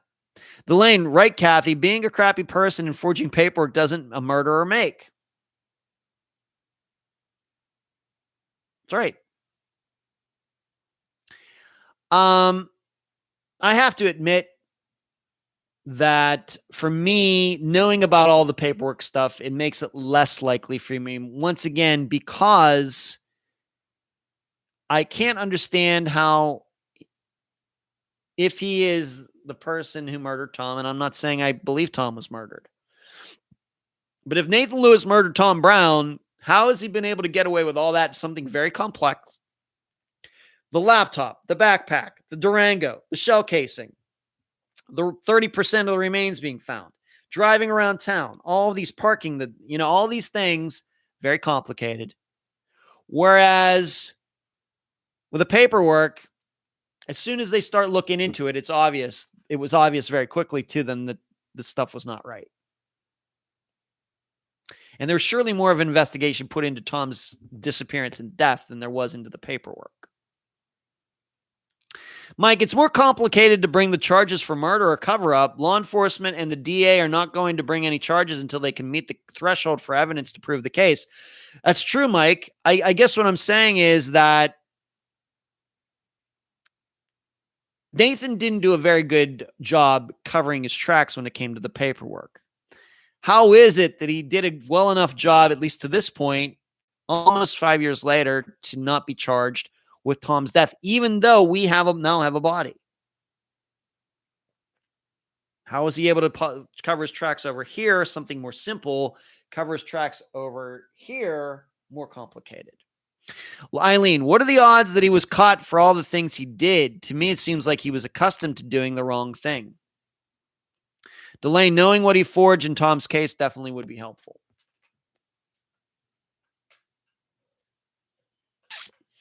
Mike, you've it's once again to read Mike's. It's more complicated to bring the charge. It certainly is. It certainly is. And I guess what we're saying here, Mike, is that even though Tom's remains were found, we don't have any DNA evidence, nothing like that. And that's not surprising given the state of his remains. In addition, law enforcement DA's office, we know how they don't like to lose cases. They can get very hesitant. But this is not a missing persons case anymore. It's an unsolved remains case. So we know Tom is deceased. We're just trying to figure out what happened. And until they can meet the threshold for evidence to prove the case, that's true. I guess what I'm saying, Mike, is that it would seem as much of an investigation was put into this that as many times as Nathan Lewis and all the other deputies were questioned, that there would be some flaws. And instead, if the August 2019 meeting is to be believed, the fact is, it seems like they were pushing the idea that Tom committed suicide. I'm not saying we have to believe that, but in addition, would they invite the sheriff of the county that they suspected in murdering Tom? Probably not. I don't know. Just, I guess what I'm saying is in there somewhere seems a lot of wiggle room. Delane, it appears that he wasn't well liked by colleagues and they probably contributed in being caught with the forgeries. It kind of did seem they were telling on him. Linda, but wouldn't someone who is trained to look for certain things in a disappearance use the knowledge to help them in confusing an investigation? Linda, I don't think that Nathan Lewis has had any experience in missing persons cases at all. He had no experience in murders. Why? Just not a lot of them happen in that area. I'm not saying they never happen, but surely not enough to become knowledgeable of them. It's not like being a homicide detective in Chicago. So, and this is one of the things we often run into on Unfound is that one of the reasons that investigators don't do the right things and blow things off and blow off families and things is because they just don't have a lot of missing persons experience. It's nothing conspiratorial. It's just they don't have a lot of experience handling a particular situation where a person is missing for longer than a week. So once again, I know many of you are saying it, making it more likely, and I guess that's the logical progression that if he'll do this, if we'll do this, if we'll do this, maybe he'll do this too. Whereas I would say it's more counterintuitive I think it more of it along the lines, he didn't get away with his simple things. How is he getting away with this more complex thing? This is why we talk about these things. We see them different ways. Totally fine. Linda, but using training to find lost things, not just a person, would that not help? I don't know. Once again, I don't know if Nathan Lewis has any training in that area at all. I don't know what training he has. My experience tells me that,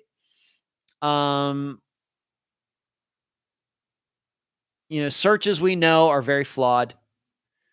I just don't know what training he's had. It just doesn't seem like a lot. So it just would seem to me it would be hard for him to cover up evidence when he's not used to dealing with this in the first place.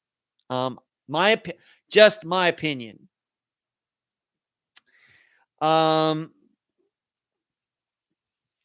Let's move on to this. Pine Gregory.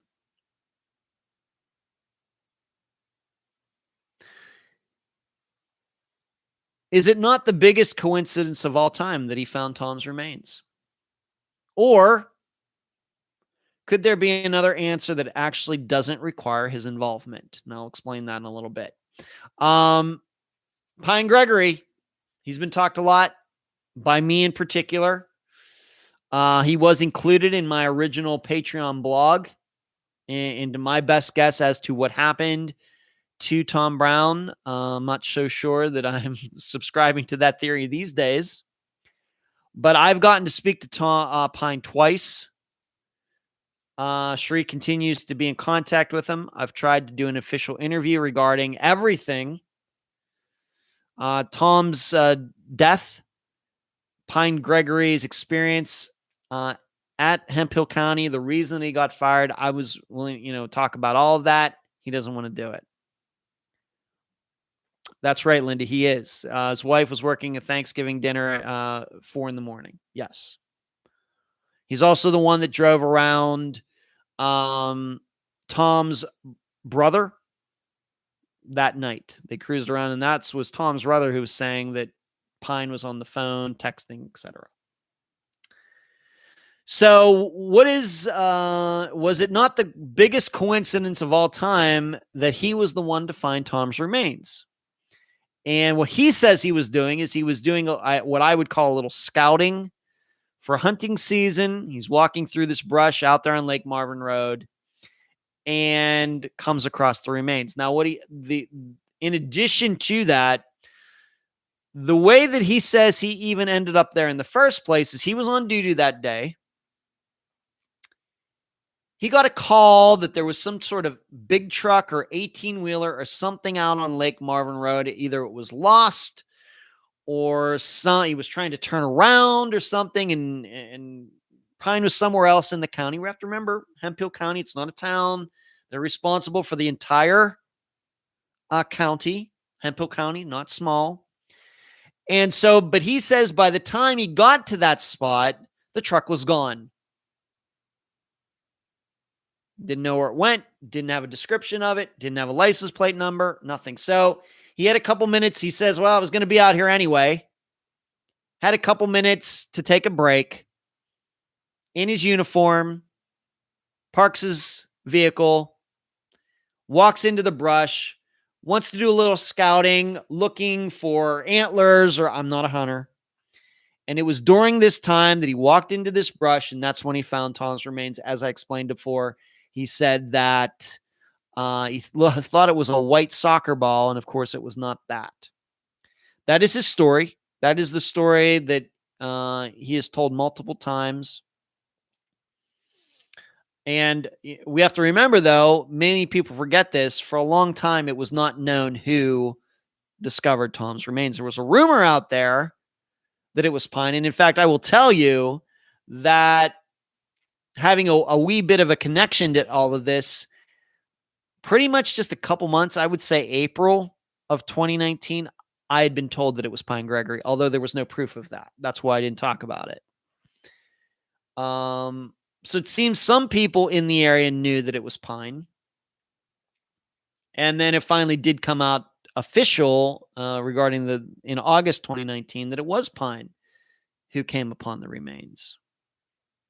Now, he claims that it is a complete coincidence. And I don't want him to think, if he would ever see this, that I'm calling him a liar. Okay, I don't know. I want to believe him. But, the problem is Tom's death is still undetermined. But he did tell me something that could be looked into, and we did that. He said that he and was Dan D. Herrera. He assisted in a DUI that was right up the street. They took the person into custody. This person was drinking and driving. And D. Herrera took the drunk person to either the headquarters or somewhere, and then Pine went on his way. And that's what you see in the video. You see one vehicle turn and go toward the headquarters, and another vehicle head out of town, and Pine claims that he was the guy that went out of town.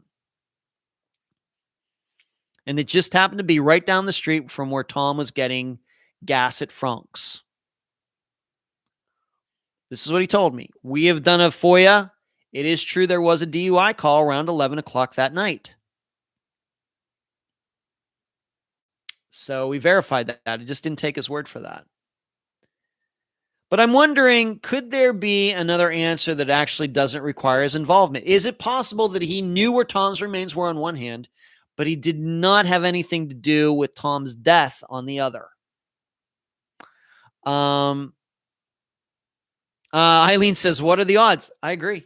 Probably one of the most coincidental things I've ever heard in almost 5 years. Certainly something. Kathy, don't know how often law enforcement looks for deer antlers in Canadian. It's quite a coincidence, but it may not be a huge deal. Linda, is there a record of the call for the lost stuck truck? We have not FOIA'd that, Linda.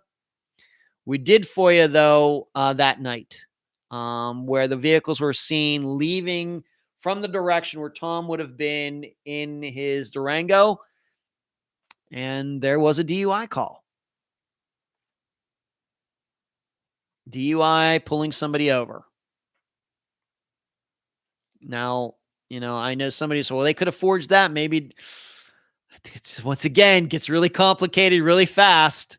They wouldn't have known that Tom was going to stop and get gas. They wouldn't have known all these things. So many things could go wrong. But the DUI call was called in before Tom ever got gas that night. Eileen, it's like the PI finding the phone. Maybe it's true, but what kind of odds are these people running into? A lot of coincidences in this story, Eileen. Thank you for bringing that up. A lot of happenstances that certainly help the conspiracy theorists in this. If maybe they're not conspiracy theorists, maybe they're right on the pulse of everything. Delane, so while he was on duty, he was scouting for hunting spot. If he was called about the truck, that indicates he was on duty. Yes, he admits he was on duty. Has never shied away from that. Mike is saying, yes, it is possible that Pine had nothing to do with it, but still could have known where Tom's remains were. And we're going to get to that, Mike. Thank you. Delane, if he knew about one, he had knowledge of the other. Linda, I'm just looking to see if there would have been any reason for Pine to be there. I'm just telling you what he said. We have not FOIA'd that call, but that's, what he said. But I think the most important point of this is that night. That there was a DUI call before, at the time that the DUI call came in, Tom was still with his friends. Now, it was all very in close proximity to each other. Nobody denies that.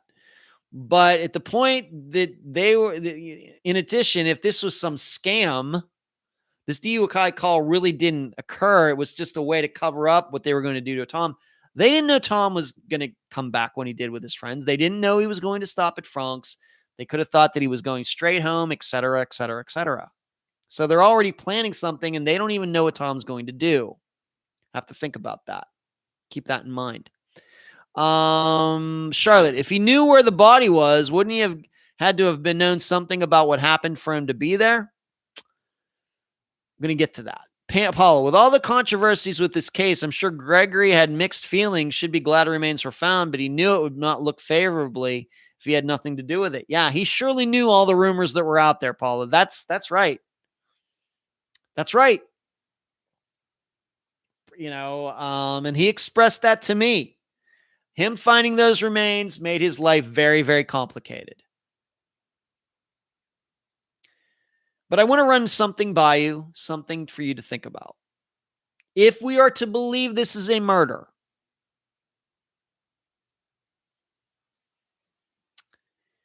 is it possible that maybe Pine Gregory heard something through the grapevine? Had heard a rumor that from this person to that person to that person to that person. Once again, whether he was a bad cop, writing up people for no reason, that's the reason he got fired, or not, he would be in a position to talk to a lot of people. He would be in a position to, once again, in the position of law enforcement. At that point, Tom's still missing. Maybe it's come up in conversations that he has with people. He knew the rumors are out there. He certainly heard about Phil Klein and Penny talking about Nathan Lewis. I think Nathan Lewis and Penn Gregory are still friends to this day. Is there the possibility, though, in his rounds of doing his job as a deputy, that he might have heard a rumor that Tom's remains could be found out near Lake Marvin? And he wanted to go check that out for himself. Now, the problem with this rumor, just throwing it out there, is that, well, if that's the case, then wouldn't he come forward with who he got the rumor from? I think so, but it's just something maybe we need to consider. That he just heard something through the grapevine that, Tom's remains, somebody maybe knew that they were out there once again in a murder scenario. He decided to go out there and check it for himself. So on one hand, he wouldn't have anything to do with the murder, but on the other hand, he found out where the remains were.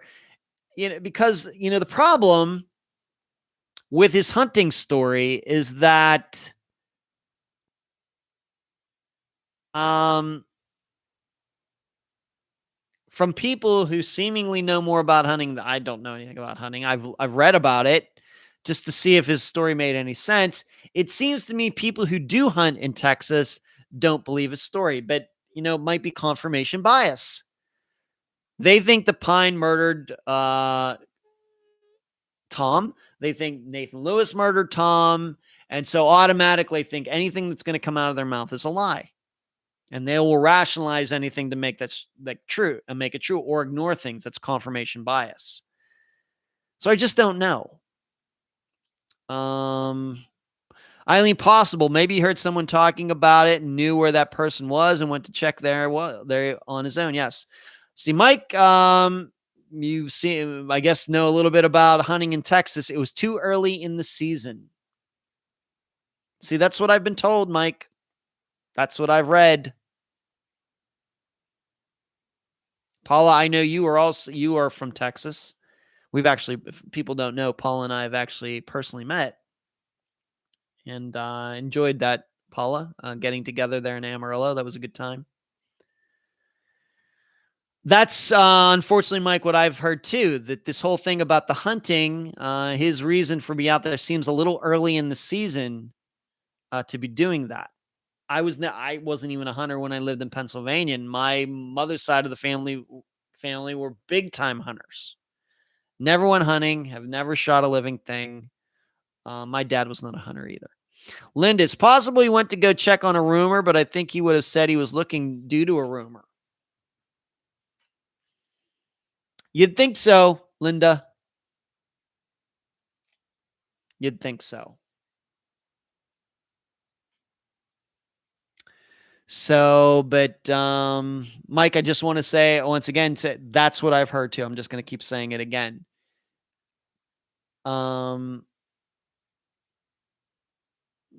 Once again, people who seemingly know more about this than I do, hunting in Texas, it didn't make a lot of sense to him for what he said.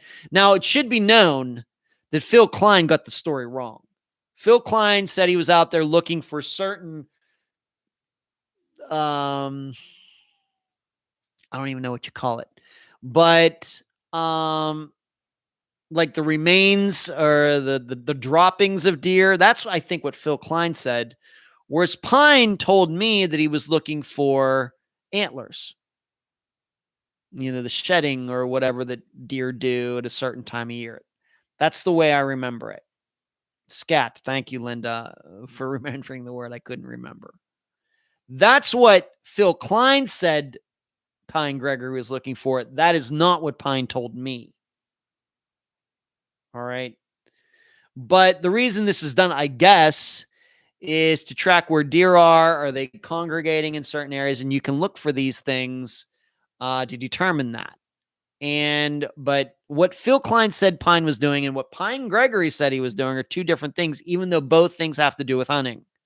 Just want to make that clear. I don't know if Phil's being wrong on purpose, by accident. I don't know. But it is certainly a big coincidence. Pine Gregory finding those remains made his life very difficult. Delane, I do have a problem with him finding the remains and actually reporting it if he was involved. That might fall under murder 101.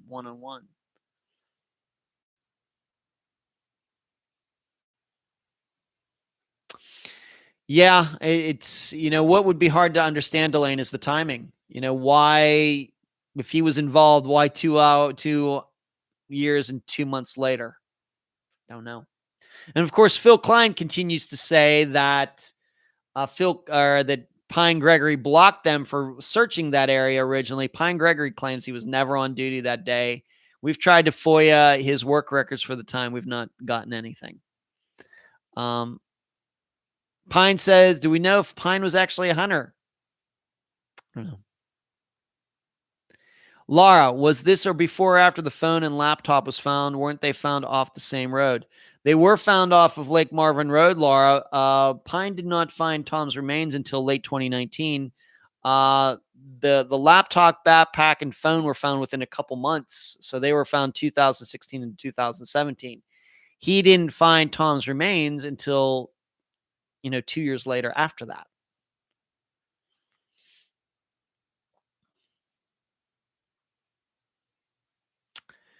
So we've been doing this for over 2 hours. This is actually the longest think tank ever. No surprise, actually longer than any of the live shows. So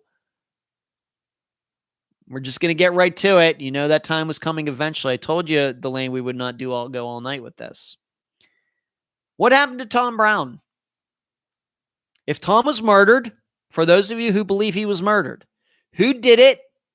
And how have they successfully gotten away with it to this point? Please explain to me what then happened that night if Tom was murdered. He had full intentions of going home that night.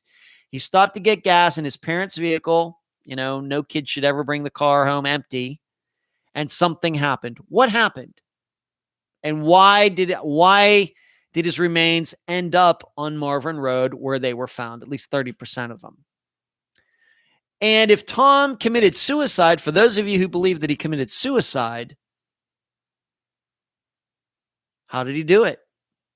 And no, we're not, as I had to warn somebody who has access to this think tank but rarely takes part, we're not going to entertain any scenarios where he actually made it home that night and something happened at home. I'm just not going to even touch that. I'm not touching that. So if any of you think that, don't even write it. It's going to get erased. I'm not even going to do that. So once again, if Tom was murdered, who did it? And how did it happen that night? And how have they successfully gotten away with it to this point? For those of you who believe that Tom committed suicide for whatever reason, stress, depression, maybe, we're not going to talk about that fetish. We didn't do that tonight. I'm not even going to mention it. But was he afraid that was going to be exposed? Whatever else could have been going on in his life. Why did he do it? How did he do it? So you just can't say, well, I think Tom was murdered. You're going to have to be a little more at this point, a little more explicit and intricate than that, more detailed. I'm not going to let anybody off easily with this because I think that that's what has happened. Everybody says, oh, yeah, he was murdered. And you start getting into the details and, oh, no, Nathan Lewis did it. I know. Well, explain to me how that happened.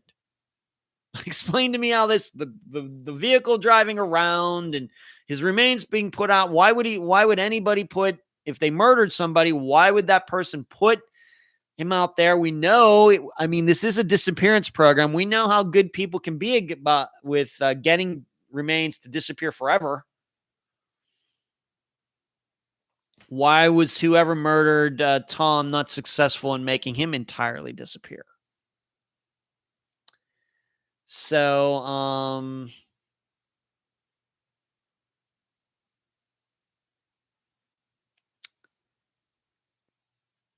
if he wasn't on duty, then why was he? He was on duty.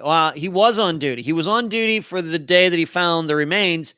But Delane, what I'm saying is when the searches were done in 2017, Phil Klein and his people say that Pine Gregory stopped them from searching the area where Tom was eventually found. That's what they say.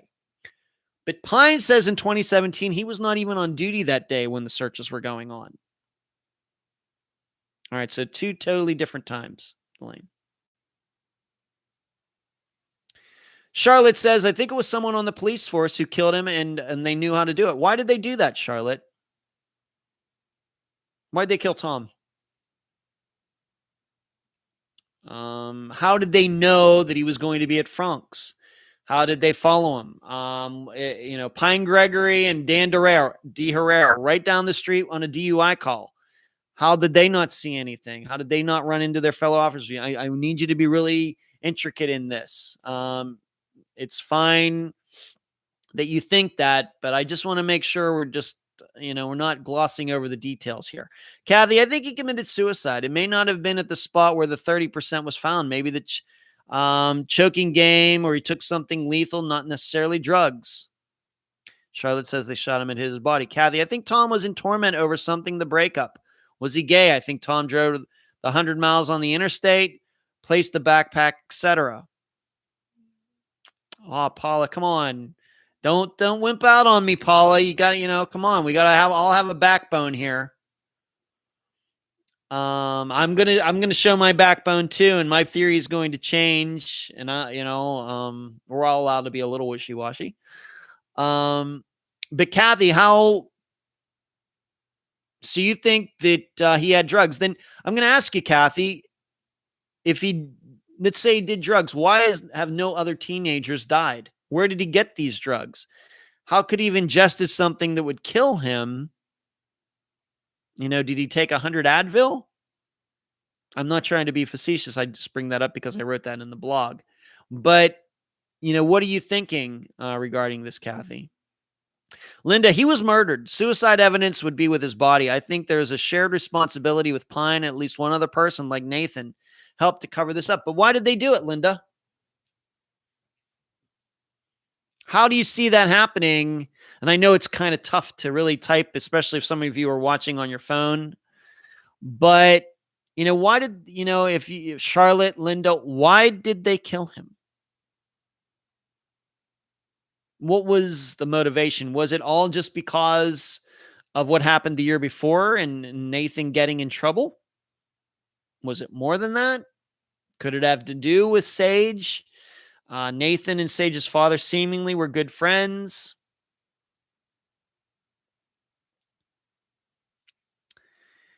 Delane, I'm truly still on the fence, but I'm leaning towards murder, even open to the possibility that it was an accident. I have a strong suspicion that he was being bullied by Lewis and some of his supporters. I think he was bullied because of Sage's dad. And so that the bullying went to murder, Delane. Linda says, I think Tom witnessed something he shouldn't have, such as corrupt police. Of course, we have to remember that the credit card that it was in his vehicle, that kid's father ended up committing suicide. We know a lot of people have tried to connect that suicide to Tom's death. To my knowledge, there's been no connection made except just rumors and things unproven. Eileen, he was accidentally killed by someone who had connections to police, but possibly not on the force. I believe Pine is hurt enough to piece things together. That's where I am at tonight. Accidentally killed how, Eileen? Why would they accidentally kill him? Somebody showed up just to mess around with him, bully him or something, and a gun went off or something. What does that mean? Charlotte, he was probably going to go to someone in power about what the police were doing to him. So this is continuing that bullying angle that might have started when Nathan Lewis took the position as sheriff. And we have to remember, he was only in as sheriff for not very long before this all happened. Kathy, no, it would have been something he could drink, toss the cup or bottle, walk further into the bush until he killed over. Eileen, maybe bullying or taunting gone too far. So once again, what happened to Tom Brown? If Tom was murdered, and Mike, I haven't seen you comment yet if you're still in here.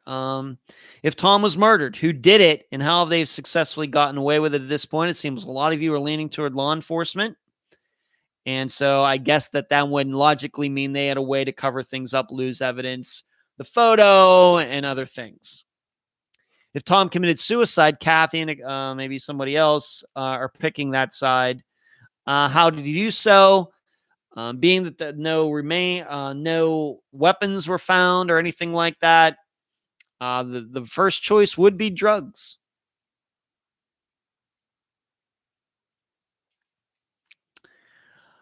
Um, Even though there's, once again, there's something about that other 70% that still bothers me, that it could be somewhere else, and that might be where the suicide weapon is found, if he committed suicide. I think this is something we won't know until the other remains are found, if they are ever found. Blaine, Penny caused some issues for Lewis, so possible bullying could have been for multiple reasons. Eileen, if I found out tomorrow that it was suicide, I wouldn't be terribly surprised, but so many coincidences. Yeah, coincidences do seem to run through the entire thread of this disappearance. That cannot be denied.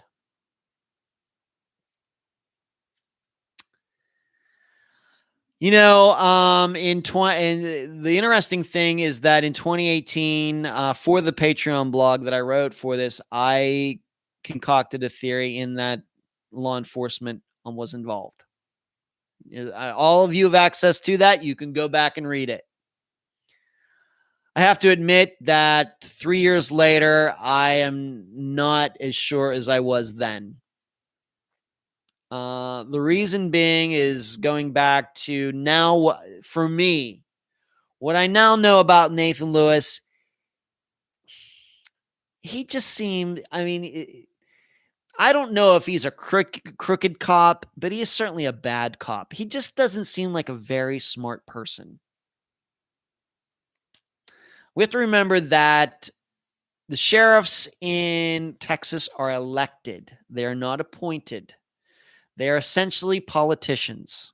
Now, I know that he had law enforcement experience as a deputy in a couple other counties, but he's an elected official. He ran for election. He beat the other guy. It was his hometown boy. He just doesn't seem to me to be a very smart guy. All this stuff about he ran off with a gay guy and everything else. This just sounds like not a very smart person. Rude, uncouth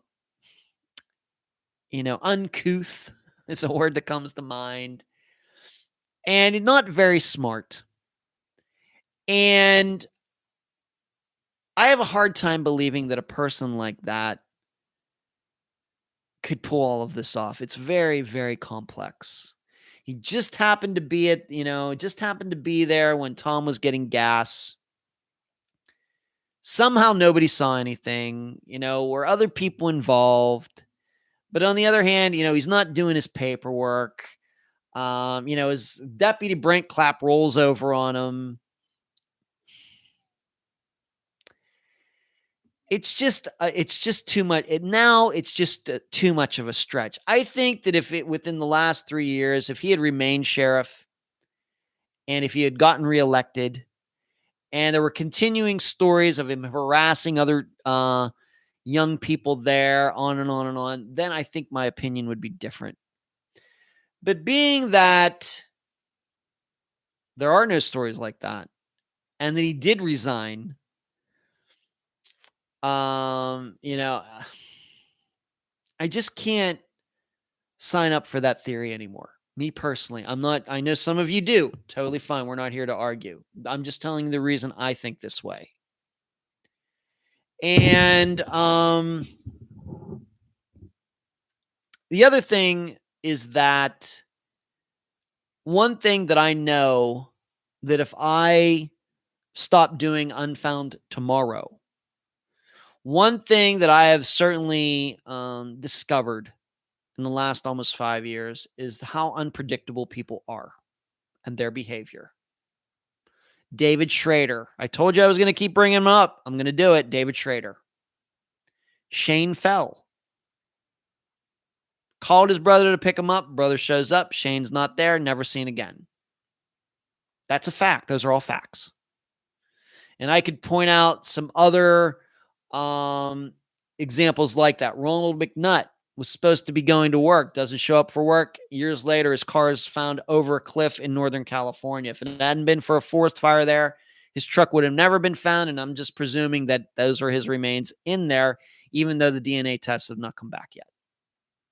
People's behaviors are unpredictable, especially under stress, especially if they're drunk, especially if they're high. That's one of the things that I'm never going to forget about doing Unfound. I'm not going anywhere, but I'm just saying. And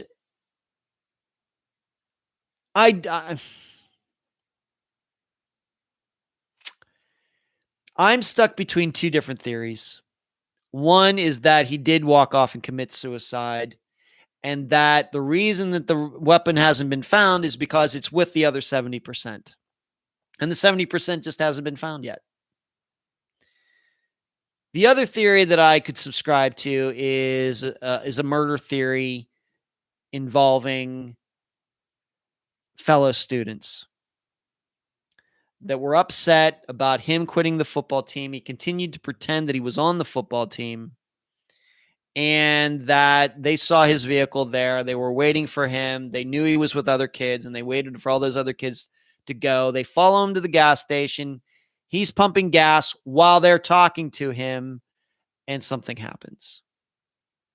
And then they have to scramble to make Tom disappear, and that's why he's out there in the woods. It's not done, what we would call a very mature job of getting rid of a body. But I think I'm going to go with Tom committed suicide. I think that's where I am. Different, as facts change, theories change, and 5 years from now or 3 years from now, we may have more facts. I'll go some other way. But I just can't deny the idea that people just do unpredictable things. So there you go. Paula says, also leaning toward the idea walked off and died. Delane, if forensics could determine which part of the remains could have been removed, it would give us better clarity. Mike P, to me, the story starts with Sage and the breakup. I don't think Nathan murdered Tom, but I think he was either physically there or aware of what happened. I think he was okay with covering until the story got outside of the local area and more third parties got involved. I think that explains a lot about the subsequent actions and decisions of Nathan and Pine. Okay, Mike. Delane, if he had some cronies on the force that were doing the bullying for him, he wouldn't necessarily have to clean up his mess because he wasn't there. Charlotte, was it really true that Tom's truck had his blood in it? Had a drop of blood in it. Charlotte, don't know how old it was. But as far as the later stuff that Phil Klein did, with the luminol and everything, that is not scientific. Because what he doesn't tell you is that cleaning products can also set off the luminol as well. Certain cleaning products, if they did do anything to the inside of the truck, you'd think they wouldn't, but you don't know. It's too much later. I mean, he made it look like there was blood all over the car and you just can't see it. As I've pointed out, there is no way if somebody was stabbed or shot in that vehicle that you would be able to clean it up. I know this is just a movie, but think of Pulp Fiction.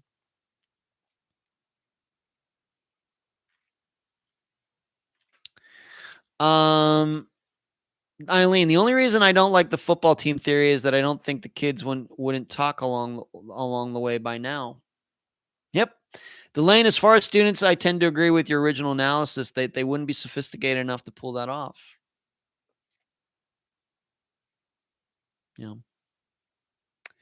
It's interesting. Penny's is one of the few original phone calls that I remember. I don't know why that is. Because I did not know where this coverage would go when I started doing it. But I remember her telling me within the first few minutes that she thought that Hemphill County Sheriff's Office involved. And I can remember me telling her within the next so many minutes that I thought that the fellow football players involved. I remember it like it was yesterday. That would have been April or May of 2018. But this is how I've changed in the last 3+ years. I'm still open to that theory, I guess. But I don't ever remember at the time thinking, really, really, really, truly considering the idea of suicide. Charlotte. Okay, thanks. And yeah, there was certainly a drop of blood in it, Charlotte, but there was nothing that could have shown that that amount was lethal. All right, so we have additional. So everybody's gotten to air. A lot of murders in here with a couple suicides, maybe an accident. Final question. Will Tom's case ever truly be solved? Yes or no? Will Tom Brown's death ever be solved? Will we ever be able to come to a firm 100% conclusion on what happened that night? Mike says yes. Mike is hopeful. He thinks that yes. Eileen says no. Linda says yes. Paula says no. It's the 50-50 question. These are the ones I like the most. The 50-50 questions that split people. I don't want to be too predictable. Well, Tom's case, once again, I know we still got several people. Charlotte, I surely hope so, but doubtful. So we're going to put you as a no, Charlotte. So we got 3 no's, 2 yeses. Delane, not unless the remainder of his body is found. So that's a no. Kathy, maybe if the other 70% are found, but maybe never. So we got a few no's. So we got 2 yeses. And I'm, like I said, I'm going to count those as no's. So we got 4 no's, still pretty close.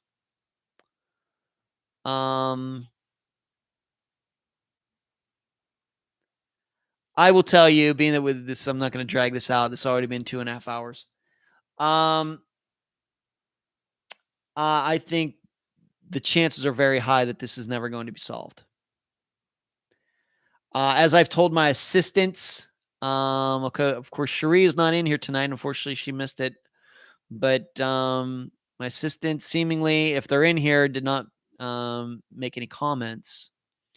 But I've told them I continue to believe that the meeting in August of 2019 is actually the end of this investigation. Even though they keep it open and all of that, there are no facts.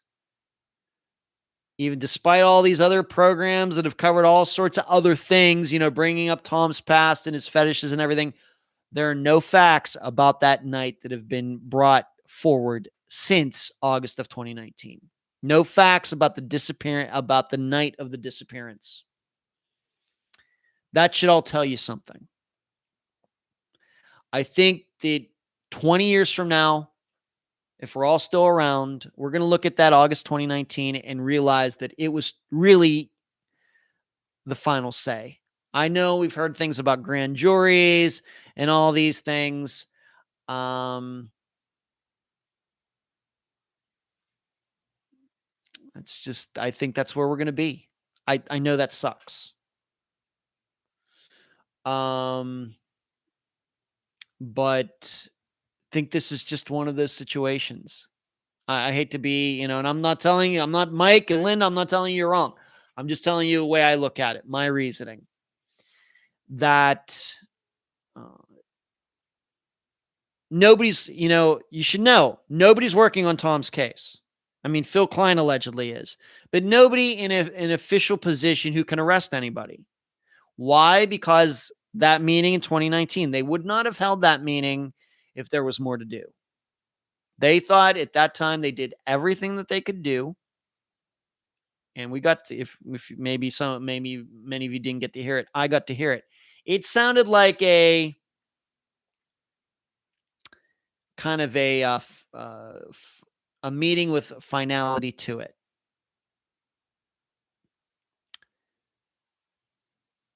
Lane, agree. I'm hopeful. I know you're hopeful. And you're, Linda, I'm not here to take away your hope.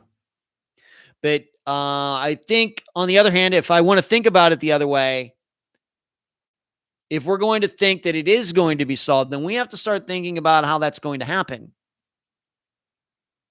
What evidence is there? As some of you said out, well, if this was some conspiracy between people, don't you think they would have talked by now? I think that's a reasonable statement. Pine Gregory, doesn't it just give it away that he knew where the remains are? Surely it was just not a coincidence. I agree with you. The problem is, it seems that that meeting in August 2019 totally excuses him. These are the problems.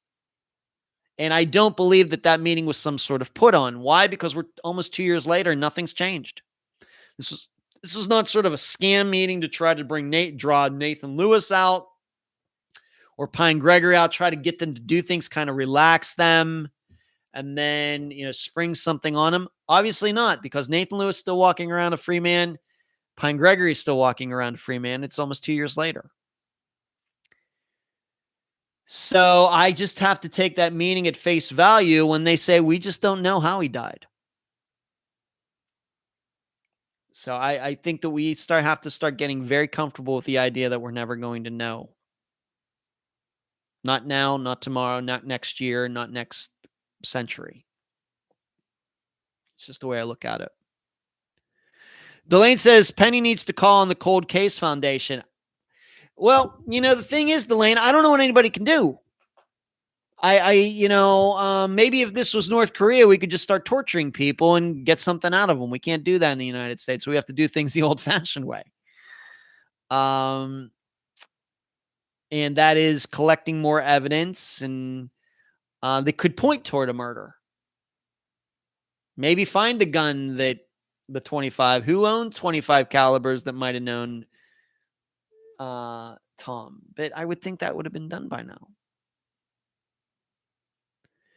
Delane says if it was members of the football team, maybe 30 years from now, one of them may grow a conscience. Maybe. So that's all we got. It was a good talk tonight. Good discussion. It seems that the murder theory still holds a lot of water in the think tank. Can't say that I'm totally surprised by that. Once again, we are not going to entertain any ideas that Tom went home that night, because those theories even get more complex than believing that, he was just murdered outright. And it's disgusting. And there's no evidence to think any of that. And to put this all on Tom's family, I think is disgusting. I think a lot of things have been said about Penny and things are just not true. So there's that. But that's all I got. Great talk tonight. We finally got to do it. We've talked about it many times before. When are we going to get to talk about Tom Brown's disappearance, being that the think tank started after the original episode, and now we finally got to do it. This Friday, we are covering the disappearance of Sean Antill from Cadiz, Ohio. We're going to Ohio again. And his aunt, Julie Scott, will be the guest. I did the interview this morning. That is one. It's going to be a common theme: drugs, shady people, and